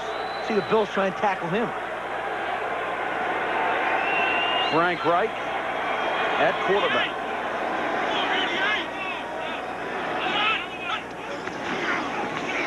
Davis never got to the hole. Stacked up nicely by the Colts defense. And this will take us down to the 2-minute warning in this ball game as Buffalo has had it wrapped up since early in the going. 21 first quarter points. We'll be back to finish it up from the Hoosier Dome in just a moment. The Black & Decker Air Station.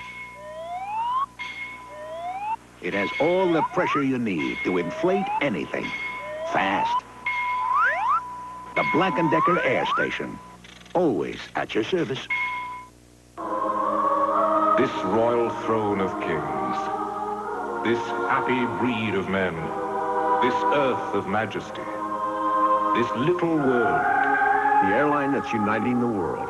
United brings you non-stop service from 6 U.S. cities to London's Heathrow and the land of poets. This blessed plot, this earth, this realm, this England. Come fly the friendly skies.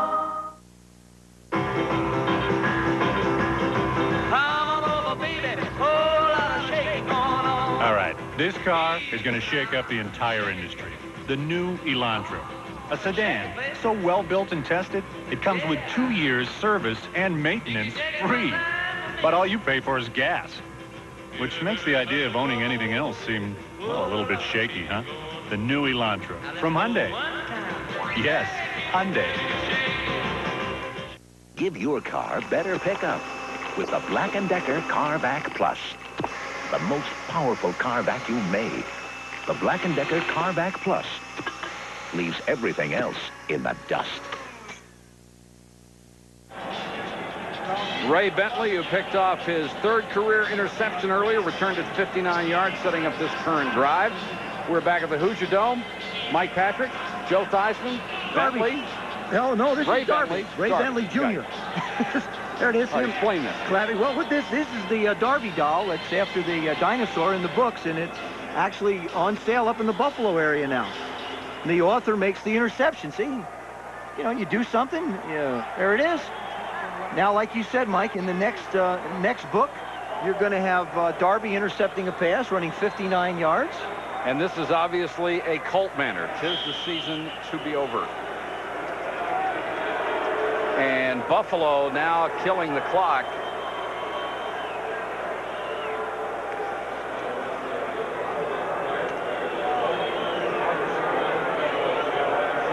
Here's Bentley, after that 59-yard run, that's as long as he's gone in quite a while. But an interception is always good for sales, isn't it? Yeah, you know, I'll tell you the other thing. Unless it's your book. Well, when you get your... That's right, it doesn't matter. When you get your hands on the ball, all of a sudden you think you're a running back and you say, Thurman Thomas, I want you to watch this. And when they watch the films, they're going to give him all kinds of grief about the moves that he should have made to get in the end zone. Marv Levy calling off the dogs here, not trying to rack up any more points, just killing the clock. And Jeff George, whose night ended early with an injury. Coming up right after our broadcast, SportsCenter, Gary Miller and Dan Patrick standing by. Jerry Glanville, the conversation tonight. You'll enjoy listening to that. And Lawrence Taylor and Ronnie Lott talk about the inevitability of getting older and losing that step that is the difference between greatness and hanging around the NFL. Then, of course, NFL Primetime, Chris Berman, Tom Jackson, Robin Roberts will follow SportsCenter. We'll update you on everything going around the NFL. Crowd filing out of here, and Marv Levy has picked up his 13th win of the season, only 2 losses. Marv Levy told his football team, don't wait for somebody to go out and give us the home field. Go out and win it yourself, and that was the attitude that the Bills brought in here to this game tonight. They will have it throughout the playoffs, and it has turned out to be a mighty advantage. And now the clock stops with 22 seconds left.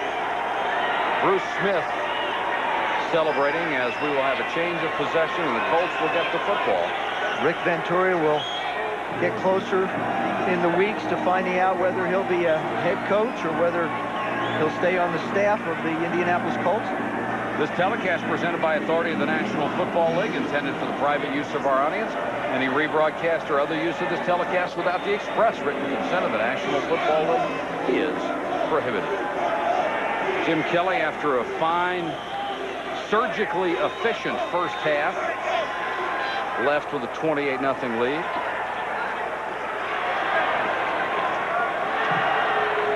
Colts will fall to 1-14 in their battle with Tampa Bay for the worst record in the NFL. And if it turns out that way, they get the first 2 picks in the draft. And they will play each other next week. Venturi leaving the field, and here is Marv Levy. Congratulations all around. An easy night for the Bills. They jumped on top 28-0 and win going away. Once again, our final score, the Buffalo Bills 35, the Indianapolis Colts 7. For Joe Theismann and our entire crew, this is Mike Patrick. Good night from Indianapolis. SportsCenter is next after this message.